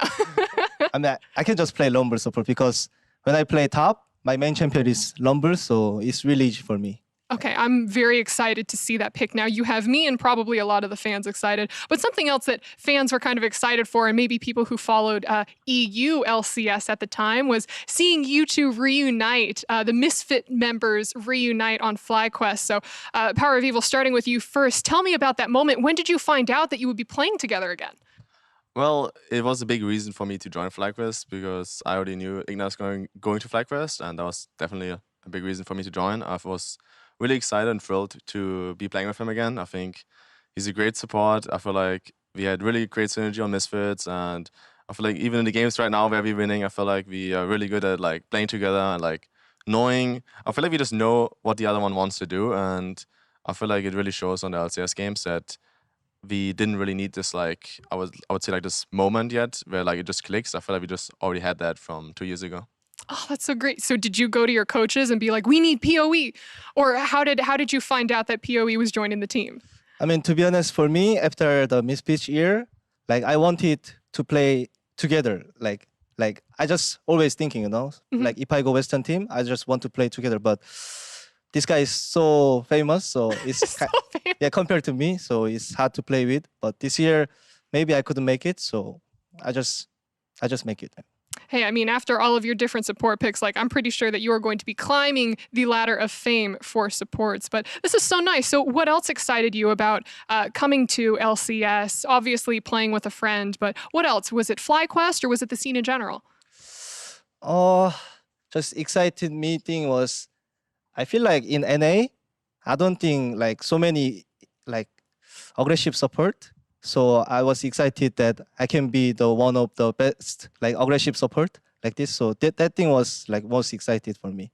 Are there any other aggressive supports that you maybe want to, I'm trying to think of the nice way to put it, just kind of like smack them around? Who's the aggressive support that you want to take down?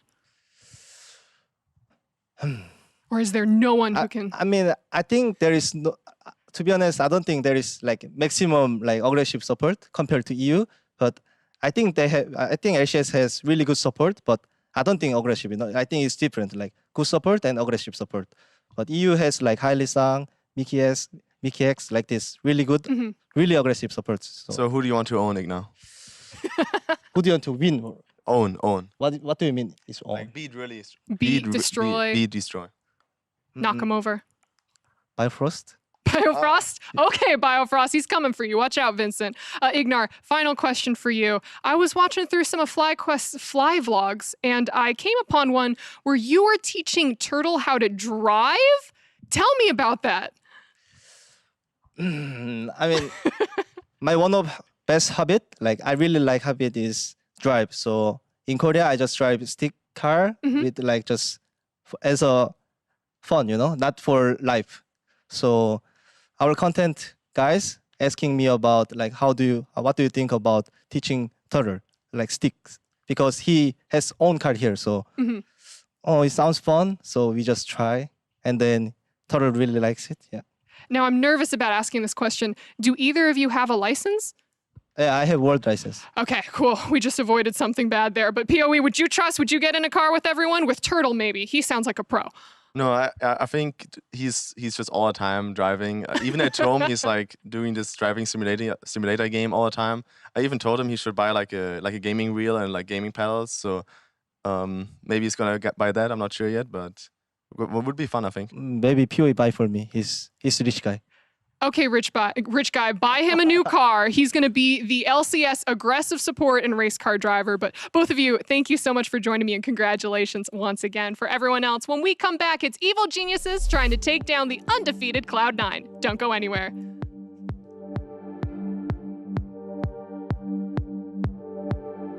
Bottom side, another play is going to be made now. Felio Salty dodged away by Cody's son. Stunt will fall. Here it goes. Someday and Meteos going in together. The Viper is buying as much time as he can. Very well played from Viper. Wild Turtle will walk away. Santorin now the target. The sacrificial lamb. Play the sad music. That is disastrous.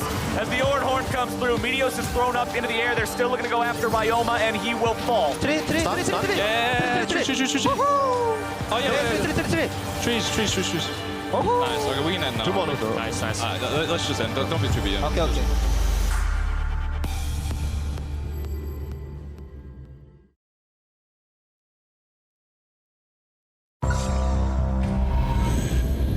Every click. Every frame. Every press. Every sound. They're playing aggressive. I'll take mid. Every advantage. When the difference Between winning and losing. is measured in milliseconds. Everything. Everything. Everything. Everything counts. The Alienware Legendary Battle Station.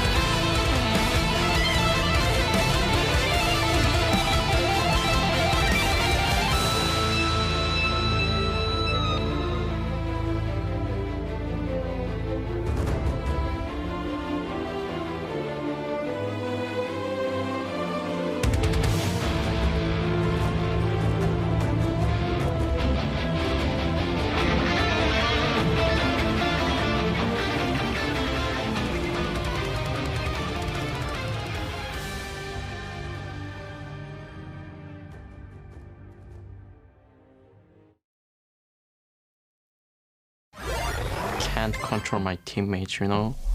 I'm just one person, but we're playing as 5, and when we are stuck in some macro, it's really hard to fix, because every single time is every different moment of our macro, like that we have to adjust, but I don't know, it's really hard, yeah.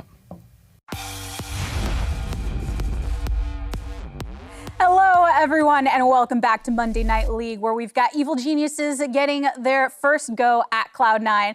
I'm a little taken aback because Bang coming with some strong words. That was a sad quote. Yeah. Bang's a happy guy. That kind of made me sad. It was not a ringing endorsement either of... I cannot control my teammates. Yeah, I'm just one guy. Anytime you start with a team game and your phrase is, I'm just one person, it's not a great environment, probably. Well, I mean, the good part is, his role on the team is probably not controlling them, so it's okay that he can't. True. Hopefully that turns into something more of like, I can predict my teammates, or we feel better. So. We're on the same page. Yeah, it's a new roster. They come from previous teams who have a lot of history, so we're going with a mashup of 3 regions play styles in one team, so. Yeah. I understand that there's some growing pains there. And speaking of history, let's go ahead and revisit some of the points that we talked about at the top of Monday Night League, including the fact that Blabber and Svenskeren are facing off once again, but with different levels of rosters surrounding each of them. Yeah, I mean, Blabber and the rest of C9 look like studs, all pro, probably going to get placed in there. Easily. EG is struggling. They're up and down. Sometimes Jizuke is making the game-winning play. Sometimes he's diving a turret and dying. And I think that's sort of what Bang was alluding to. And Svenskeren it feels like from what I see of him, a very team-oriented player. And so if someone suggests a bad idea, but he knows he should follow it, he will follow it. And so it's one of those things where some people are on the same page and prepared. Some people are trying to drag Jizuke back, and it feels like it's kind of stuck in between the two of being like an all-out, all-aggressive, all-the-time team, and we're trying to be a little bit more thoughtful. Yeah, I mean, I'm fine with that kind of style where one guy is like too him and you got to pull him back. I think that's much easier to learn and grow from.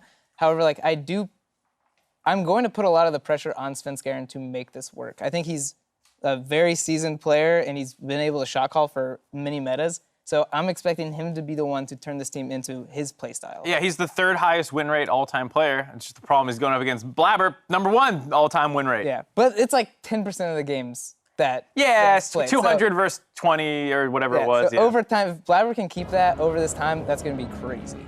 Oh man, but it looks like we are getting right into our second game of Monday Night League. Evil Geniuses and Cloud9 taking one another on. So let's head into Champion Select. Again, this is the match that people are waiting for to see if Cloud9 can remain undefeated throughout Week 4. We've seen some other undefeated teams lose in Western League of Legends this week. G2 going 0-2 over in the LEC, and earlier tonight in Academy, the undefeated Dignitas Academy also fell to Golden Guardians. Congrats to Raz, my friend on coaching that team. Raz is a good dude. But now, we're going to see if Cloud9 can retain that undefeated throne. Yeah, and I mean, they were feeling pretty confident about it. I think, in the interviews going into the TSMC9 matchup, that was the one that they were most focused on. And sometimes when you get too focused on who you believe is going to be your toughest opponent, you can overlook someone. You can create this situation where it's a bit of a trap game. And I do think that you cannot underestimate Evil Geniuses. They have had some ups and downs. I do think Bang has been consistent, though.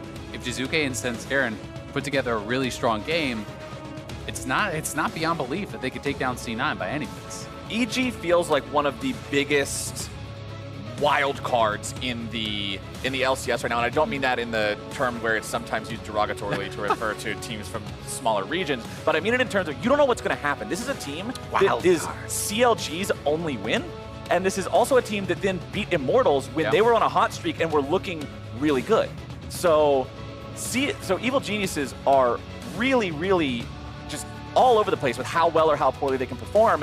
If somebody could beat Cloud9, like you said, if Cloud9 aren't properly prepared for this, it could happen, but damn, have they looked like so far above everybody else so far. Yeah, they have. I mean, Cloud9 has been making pretty short work of most of the teams throughout the LCS season, but, not only did we see EG actually take down Immortals, they also took down FlyQuest, who has 5 wins now too. So they've beat the second place team and the third place team, or tied for second team, whatever you want to call them.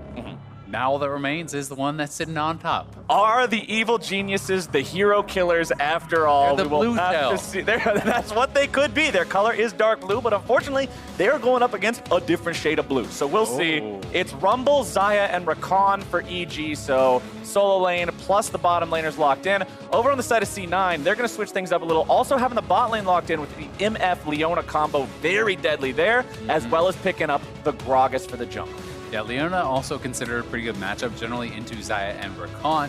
You can just kind of follow that Xayah through the jump back to the teammate with the Zenith Blade, lock them down, and really set up well for MF, especially post 6. If you can get a good engage onto that Rakan and there is no Aftershock or anything procced, you can get 100-0 very easily in a stun into ultimate with the MF ultimate channeling over top. So they're going to have to be very, very careful about that. There's also some powerful engage here coming from the Gragas that has been selected for Blabber.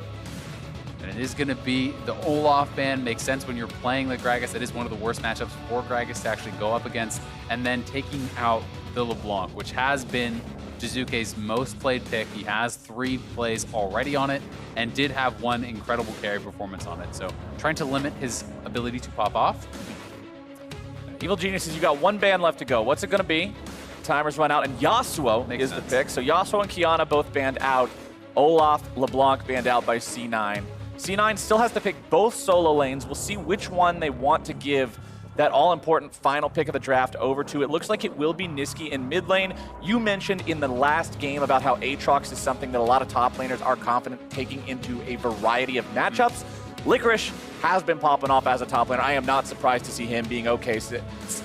Him saying, okay, skill check this with whatever you want. Yeah, exactly. I mean, there's just not really a lot of matchups that will trash you unless someone is willing to play very aggressive stuff, play a style that is built around them split pushing and dominating a side lane. And most teams, even if an individual is comfortable doing it, most teams are not comfortable with that overall strategy. So we'll see what Kumo wants to bring out. That could be a mid-rumble, you have to remember. So we haven't necessarily seen the top lane pick yet for Kumo. Now, Jarvan's locked in for the side of EG, and Jarvan especially effective against AD carries that do not have any sort of mobility. Misfortune, if she doesn't have her flash ready, will be stuck in that Cataclysm. There's nothing to save her like a Thresh or a Tahm Kench. And it looks like it's Renekton in the top side to deal with Aatrox, Rumble middle most likely. Yeah, should be Rumble mid. It is pretty interesting. You know, I was kind of considering they could go towards something like Galio. We have seen it here and there. J4, Galio, Rumble, Rakan, incredible engage. This is more kind of stable. You do have Renekton to be able to deal with the Aatrox. You can duel up fairly well. I do think it's pretty much a skill matchup, maybe more in Renekton's favor in the early stages. Cassio will be the answer here. So Cassio, you know, it's honestly a pretty tough matchup for Rumble. With the Scrap Shield nerfs that are in now on 10.3, you are going to take the bad end of a lot of these trades. If you do actually get tagged by the Q, Rumble can get the push early on and can get pretty heavy kill pressure, but Cassio is one of those champions that really can deal with you pretty effectively, especially if you're going to take Phase Rush. The ability to kite Rumble and punish if you ever overheat, to chase you down is pretty high, and it is an incredible team fight menace as you get into later stages that is going to make things really complicated for J4, Renekton, and Rakan, who are all incredibly reliant on those dashes, which is shut down by the Miasma. Plus the Rumble individually, the biggest source of consistent damage, the Flame Spitter, you've got to be facing your opponents to make that do anything. And as soon as you're looking at her, Cassiopeia's got the window to use the ulti, lock them down, and make that go the other way. Cloud9 and EG, the coaches are shaking hands. We're about to work our way on to the Rift here. Cloud9, I said it before, I'll say it again, because they have just seemed on an entirely different level of play from everybody else in the LCS throughout these first 3.5 weeks. It hasn't even been close. And the exciting part about it is that it's not just this really passive, defensive stuff. You know, they're not always sitting back and saying, okay, we'll outscale you.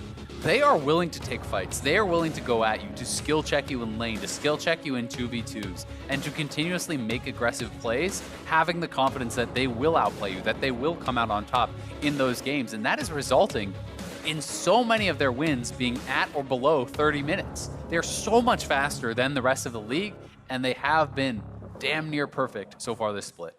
Let's see how it goes. Loading into the Rift now, the final game of the week. Evil Geniuses in the blue, Cloud9 in the red. Can C9 complete the undefeated spree with week 4 here? Continue going on even further into the midpoint of the split. Halfway through the split is literally just next week. We've already nearly gone through half of it. Time flies in League of Legends. Yeah, it's crazy, man. I feel like these years just fly by when you're doing the LCS. Well, Cloud9 would love to have the rest of the season go by, still going undefeated. No team in the LCS has ever gone 18-0 through the regular split. People are rumoring and whispering on social media about, could this be the run? It's obviously still very early, but people love to have that kind of hope. I got a question for you. You know when you're pitching a perfect game, you're not supposed to reference the perfect game, you're not supposed to talk about it? Yeah. So does everyone talking about a potential 18-0 jinx it and therefore guarantee that they won't go 18-0 Well, we can't answer that yet because we have to wait and see. Yeah, See, this is your prediction. No, well, I'm not an analyst. I don't do predictions. You're the analyst. What's your prediction?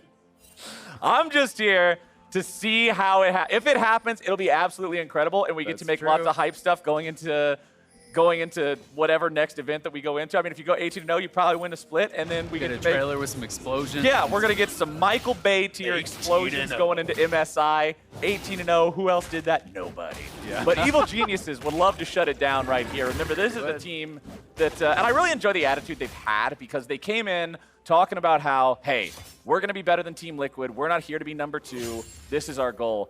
And their CEO, Nicole, after last week made a thing, well, we're even with Team Liquid, so we're doing exactly what we said we were going to do. So I enjoyed the taking it in stride starting off here in the middle of the pack, but to beat Cloud9 would just be an awesome way to end their 4th. It really would, and Sven is going to be going for this red to enemy blue. Looking for a little bit of vertical jungling here, going to be able to grab that away. That's pretty cool. Also, we're touching on a couple of the runes here. We can see Nisqy is actually going Conqueror. So this is not the phase rush. It means that he won't have the null shield. He won't have that kind of defensive ability that a lot of players do like in some of these dangerous AP matchups. But it will allow you to, in extended fights, really start to sustain heavily. When you go secondary into domination, you're going for Ravenous, you're going for Taste of Blood, and you combine that with a stacked up Conqueror, the self-healing on Cassio becomes very, very, very powerful. And Rumble can really struggle to actually punch through that if it's well played. And I like how EG played that jungle invade. They sent Jarvan into the bottom half, and then they brought their top laner down after securing lane priority to stop a potential counter invade from Blabber. So he is behind right now. Yeah, he's definitely behind. Blabber does actually trigger that vision plant, so they should know that he's down here on this bottom side and could look to make a response or potentially a gank. Svenskeren is actually set up mid lane here. He knows Blabber's on that bot side. Svenskeren, he does take a lot of damage coming out from Nisqy, but Nisqy is burning incredibly low. It is so dangerous, but Blabber, he makes the play. He needs a little bit more to successfully find this kill. Another barrel will seal the deal. He's taking a swig. He's looking for it, but EG managed to get both of their players out. Comes Licorice, though. Licorice is making his way down. Smite came out from Svenskeren, Licorice has made his way in, but now it's going to be a full-blown battle as the TPs are being used. Licorice will be taken down, but that's going to be a 2-for-1. Cloud9 able to make it a double over onto the jungler. Kumo running himself away, almost back to the tier 1 turret, and Cloud9 will claim the fight. Nisqy with the auto attack. C9, 3-1. What an incredible collapse there. Nisqy teleporting back in, Licorice roaming down from bot lane. But EG, they were not on the same page there. Svenskeren was disengaging. Nisqy flashes the flag and drag, and Svenskeren says, great, all right, that's it, we did it, we got the summoner. Jizuke is going in. He's overheating. He almost takes him down by himself. If Svenskeren had stayed around with him, Svenskeren had flash. That could have been an easy first blood kill. They were not on the same page. The communication was not there. And as a result, Blabber just continues the chase. He smites for healing, so does Svenskeren. Licorice has made that collapse faster. The Q flash knocks him up. Nisqy arrives with a teleport. Despite the fact that Licorice goes down, it's an easy chase down here for Nisqy, and Cloud9 gets so much more off of a jungle mid mistake from Evil Geniuses. And I want to go back to what we were saying, because the jungle advantages Svenskeren got for himself, it meant Blabber was out of things to farm at that moment if no ganks happened. That was the state of the game when we said, yeah, he's behind. But when you swoop in, you get 2 kills, and then you get priority over the map to take both Scuttle Crabs, that statement is now completely false. Blabber is feeling real good in this jungle. Of course he is. He's feeling incredible, and that's going to be one that's so frustrating because you can't necessarily say that what Svenskeren did was wrong or what Jizuke did was wrong. What was definitively wrong was that they both did different things, right? You know, getting the flash on a flag and drag, spending no summoners, and then walking off and saying, all right, we'll come back and I'll flag and drag and I'll knock him up with my flash and we'll kill him. That's fine. So is, you know, Jizuke going for the kill and Svenskeren flashing in and securing that and then hoping you can run away from Blabber in a 2v1. But they kind of split the difference and end up really paying for it. We'll see if EG can recover from that now, as they are about 1,500 gold down after that all played out. Not only was it 3 kills for Cloud9, they all had assist money tagged onto the end, including the first blood. It's so rough because it's not even just any team, right? You're falling behind against the best team in the league, who is 7-0. Svenskeren has made his way down into the bottom side, but so has Blabber. The Predator is activated. Zeyzal and Bang take a lot of damage here. Vulcan and Sven backing away. Neither one of them too worse for wear, honestly. Yeah. Sven didn't really take any of that damage. He was mostly focused on Vulcan, who is able to heal quite a bit of that up, and Blabber just looking to poke them out with that Predator barrel. He's going to be starting up this Dragon. Nisqy has priority. Mind you, Jizuke based and does not have TP, so you can't really contest this. It would be very much so a one-way trip. And if you try to go over the wall as J4 and get miasma, you can't even flash out. Yeah. So that, I think, is why Svenskeren is wisely not going to challenge. You know, the risk-reward there is just too poor. He will not try to do it, and that means C9 get the Ocean Drake here to start things off with. Feels pretty nice having that in lane. Only 7 minutes into the game, so we'll see how this continues moving forward, if they're able to stack those up very quickly, get an early soul.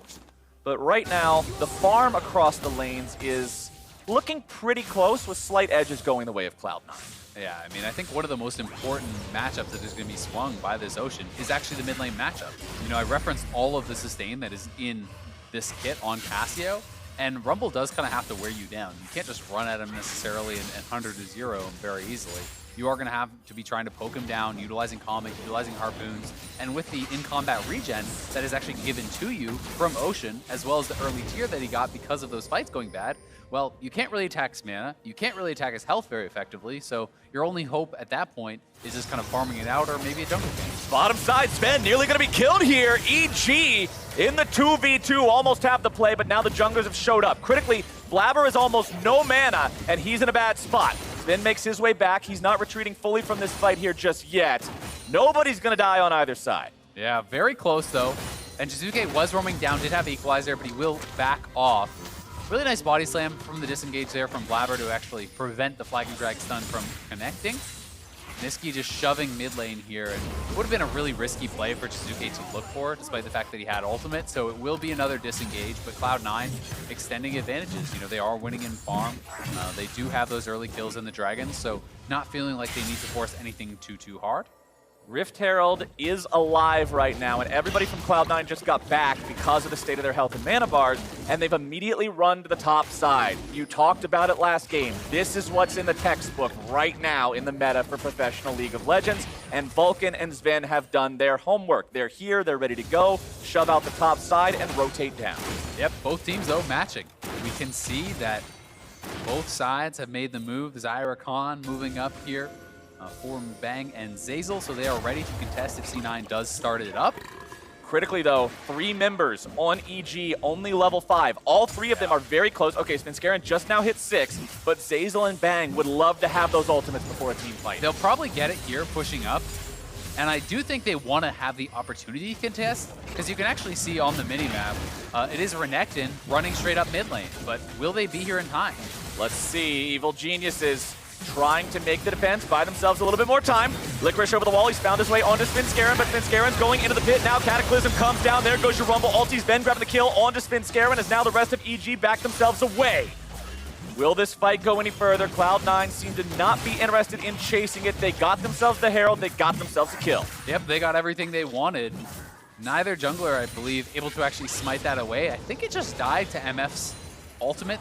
I'm not actually 100% sure on that, but Sven going to be able to pick up a kill on Svenskeren and grab the Rift Herald there over on Licorice. So C9 again coming out on top, extending that gold advantage, and this is something that they have been so good at doing. You know, we're seeing globally a lot of teams sitting back and just looking to stack dragons and not necessarily extending an advantage. Maybe they're a couple thousand gold ahead at 10, but then they stay that, 20, 25, and they're just looking to win through soul. C9 will attack you, will press for plays, and look to create bigger and bigger advantages. Here it is one more time, as Svenskeren makes the call to go in, going right in on top of Blabber. He gets very, very low, and it does look like it was either an auto from Blabber or the ultimate from Sven that did take that down. Either way, Cloud9 do grab it.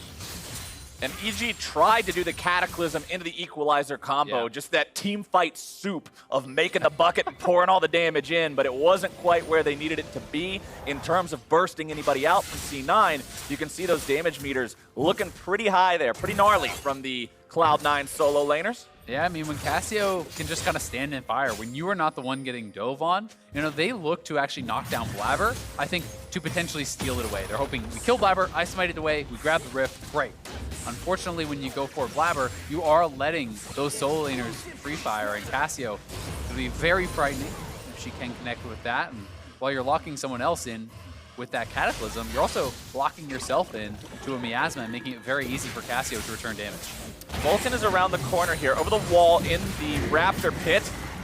And Cloud9 may just try to make a dive here if they want. Shelly will take down plenty of money from that mid lane turret.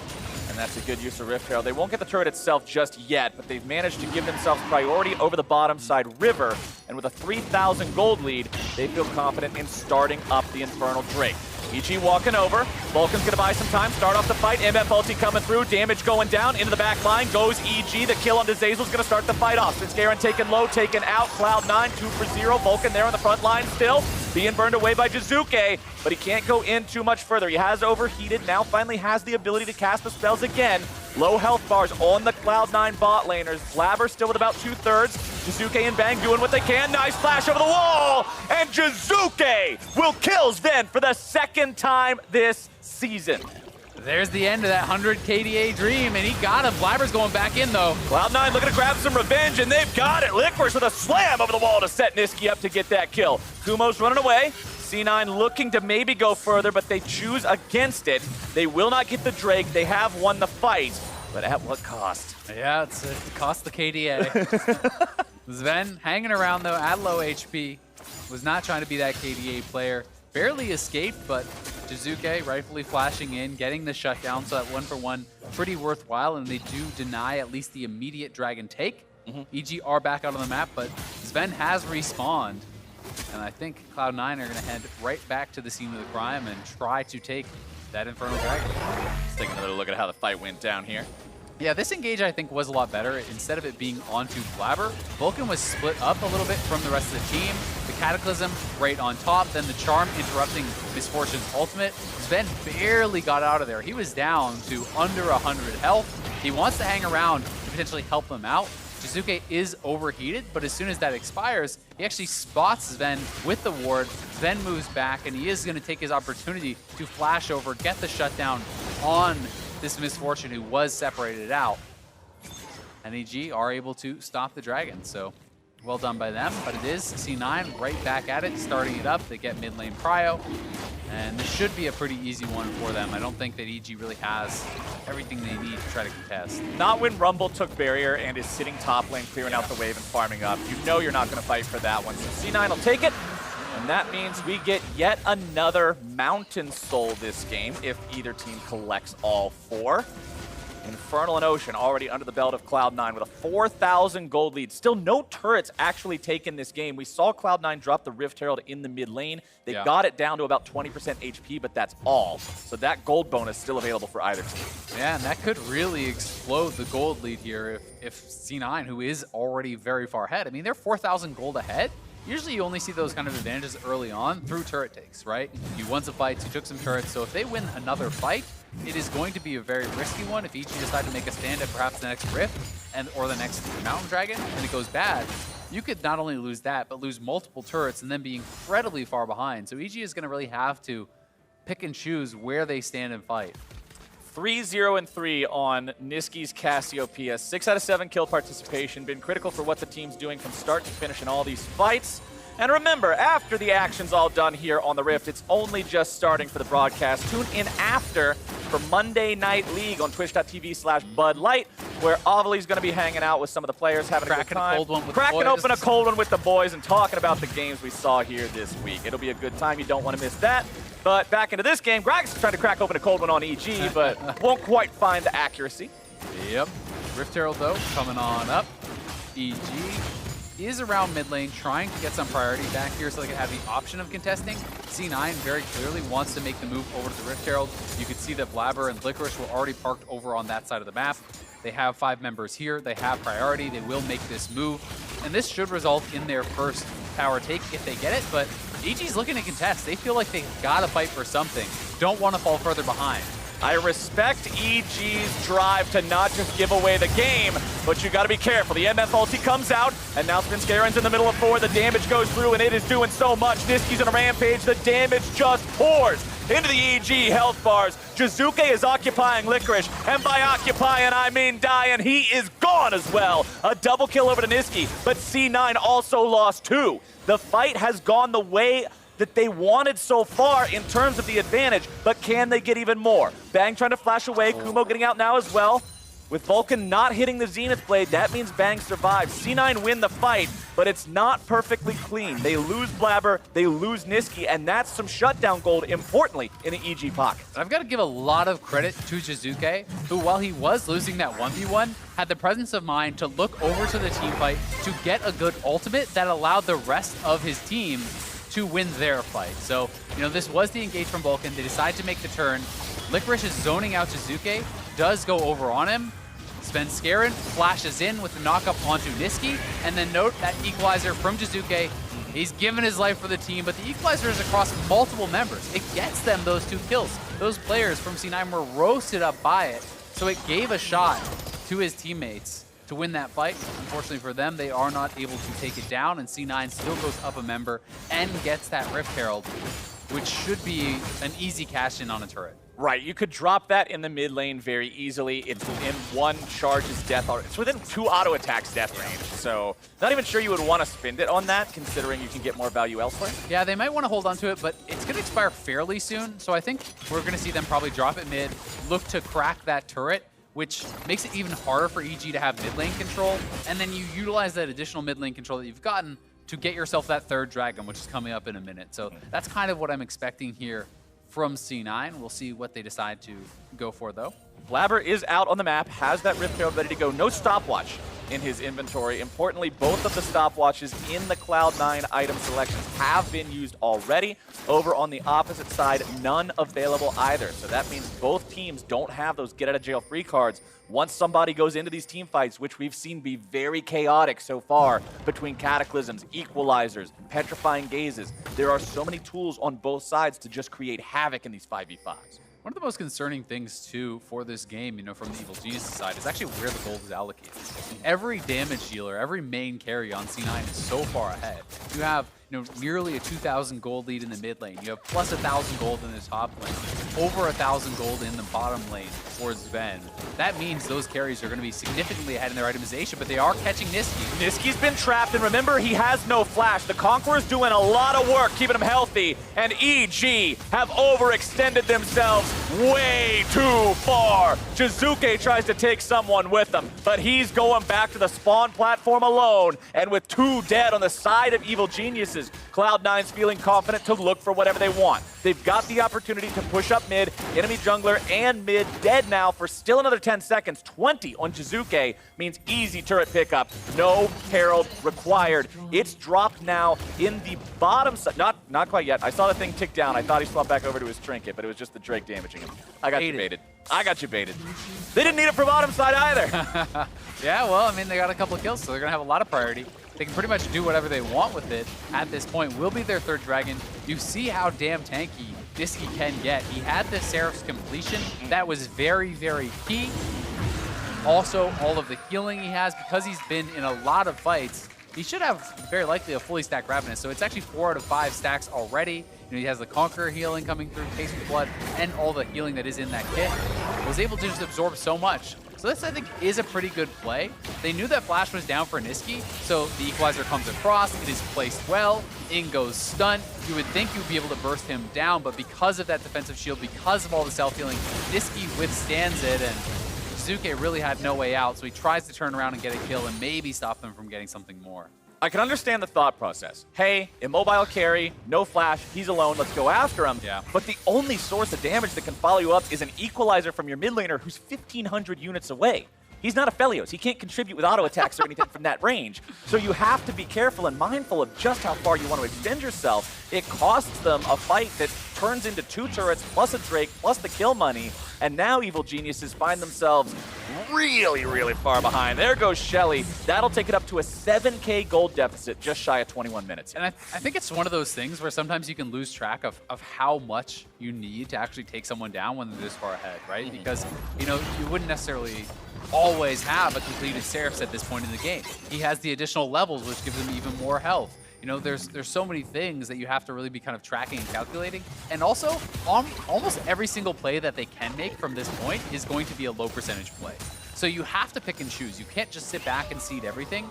or you will slowly bleed out and lose the game. So EG are going to try to swing for the fences, are going to try to look for those potentially game-winning plays. Get a kill, grab a bounty, maybe swing something around, get a dragon for yourself. So I can respect the effort, but there's not a lot of plays left for them in this game that are going to look very good because you're just so far behind. It's really, really tough unless your opponents make big mistakes. A 20% play looks really good when everything else is a 10% top. Yeah. And unfortunately for EG, that's just about the reality for where they're at in this game. Look at how dark this map is from their point of view. Everything being eclipsed by Cloud9 vision that is now being set up in the top half of the Evil Geniuses jungle. Baron is alive. There is so much sustained damage when you have a Cassiopeia on your team. It's very easy for Cloud9 to take this if EG aren't in a good position. So now they're tasked with this almost impossible job of staying alive while clearing out the Cloud9 vision, and C9 is having none of it. Exactly, and they also have explosive engage. So if you face check, even as the Rakan, you can very easily get your dash interrupted by someone like Blabber flying in with a body slam flash, looking to start up those kind of fights. They have the Leona engage there too, so C9 just moving up, trying to push back the vision further and further and further. You can see, it's kind of this line here all the way across that is going to be trying to encroach further and further into the EG territory. And EG has got to try to keep eyes on the Baron because from this disadvantage, if you lose Baron, it's lights out. Svenskeren level 10 compared to the level 14 Niski that he just walked by. That's not something he'll ever be able to engage on with any amount of safety. As Evil Geniuses do get the opportunity to clear out some of those wards, everybody from C9 decided this was a good time to go back to base, restock on control wards, let everybody purchase, get back out onto the map. You can see those wards in the inventory of everybody except for Niski. He's not being a team player, but everybody else is going to go.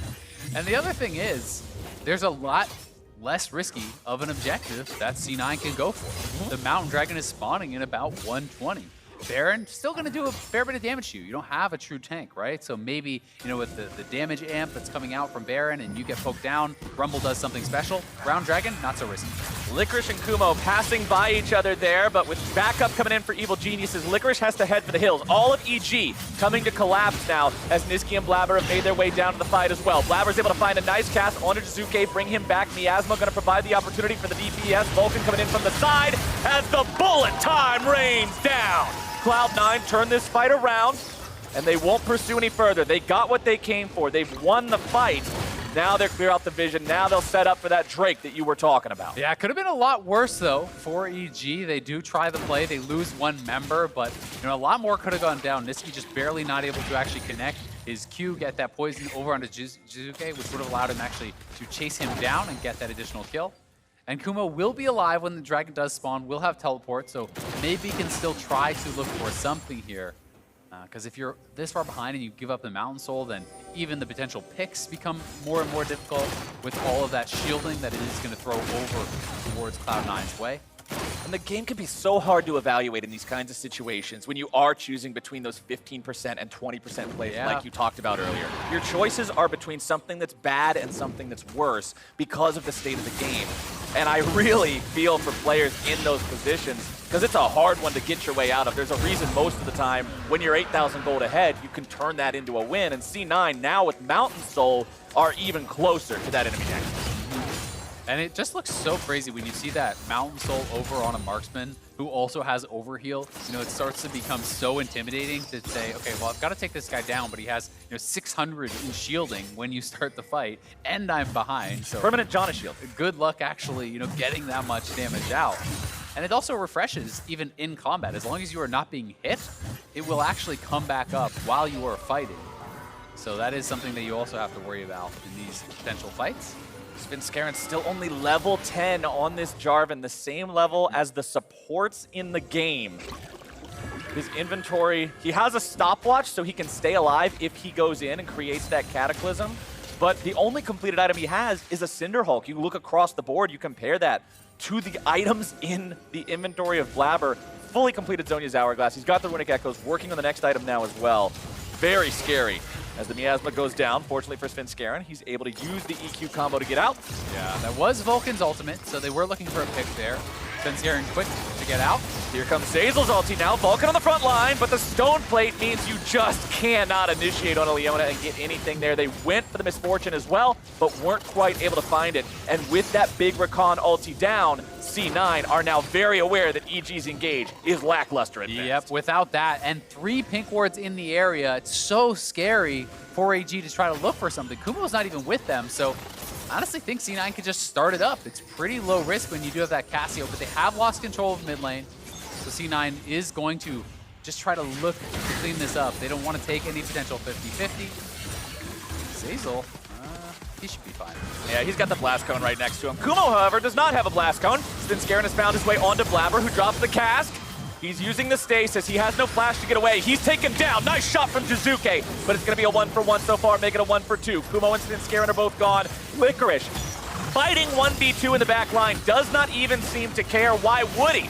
Equalizer drop. All that's going to do is farm up a couple wolves, and C9 are just getting away with murder here. Yeah, they're so far ahead. That Death Dance getting so much work done for Licorice. When you're up levels, when you're up gold, the life steal becomes so difficult to actually deal with there. The Baron is going to be going Cloud9's way. And I think we're going to see the game end during this Baron. They are so strong right now and have just been dominating this game. Ooh, the ulti from Vulcan almost catching Bang out. Flashing away means he'll survive, but that's a critical summoner spell to not have available for what is likely your game defense.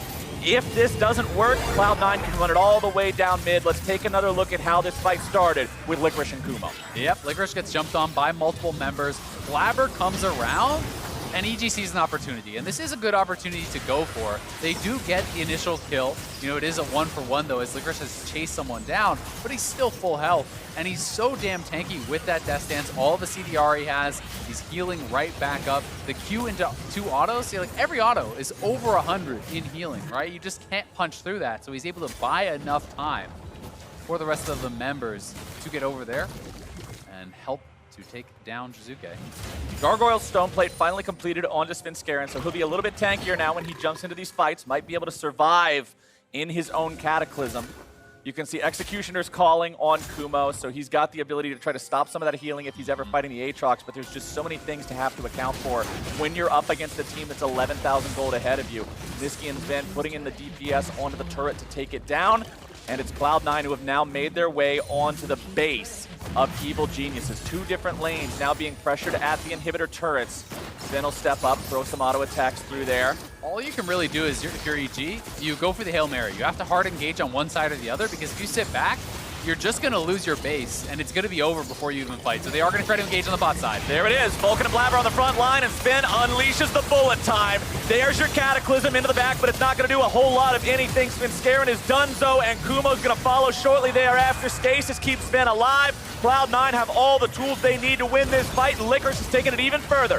Vulcan leading the charge, looking for the damage onto Bang. No flash, no dice. You're out of there, and that means inhibitor number 1 is under fire. Number 2 you can take if you want, but it's not really required. Jizuke can't do anything, Zeyzal can't do anything, and Evil Geniuses will be the 8th team to fall to Cloud9. This team once again showing exactly why they are the standout in the LCS so far. Sven picks up another one onto Vulcan. Jizuke tries to make one last valiant effort, but it's nothing but a double kill for the enemy AD carry. Svenskeren will try to stand against Niski, but the damage is too much. The Nexus, the only thing left to target, and C9 win it 1 second shy of 30 minutes in.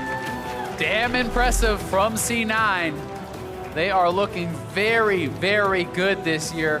1 win away from a perfect half split, but they're going to be chasing that 18-0 dream, winning game after game after game. It feels like 30 minutes. That's the mark that they are shooting for almost every single time. And they are just performing really, really well.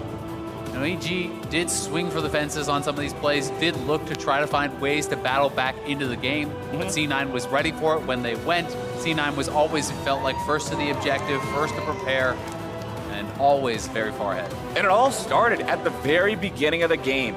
Even though the initial counter jungling pattern I liked from EG, they had the solo lanes both move up to ensure that there wasn't going to be a counter invade coming out from Blabber.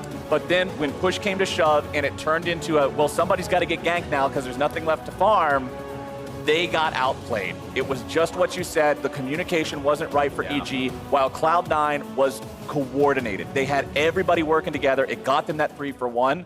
And even though it's 3 minutes into the game at that point, it feels like, okay, the snowball started. Yep, and I mean, that's one of those things. It kind of speaks to the different mindsets that these players sometimes have, right? Everyone talks about Jiizuke as the guy who's always going to go forward, who's always going to look for the kill. And Svenskeren was happy to just take the more moderate advantage of a free summoner and back off and look to repeat later. Instead, Jiizuke wants it. Svenskeren's backing off. Not going to work out against Cloud9, who punish you every time for those kind of errors. Well, that is the last game now wrapped up here for week 4, but we still got some more stuff coming your way. After a quick break, Pastry will interview the Cloud9 support Vulcan. You don't want to miss that one. Stick around.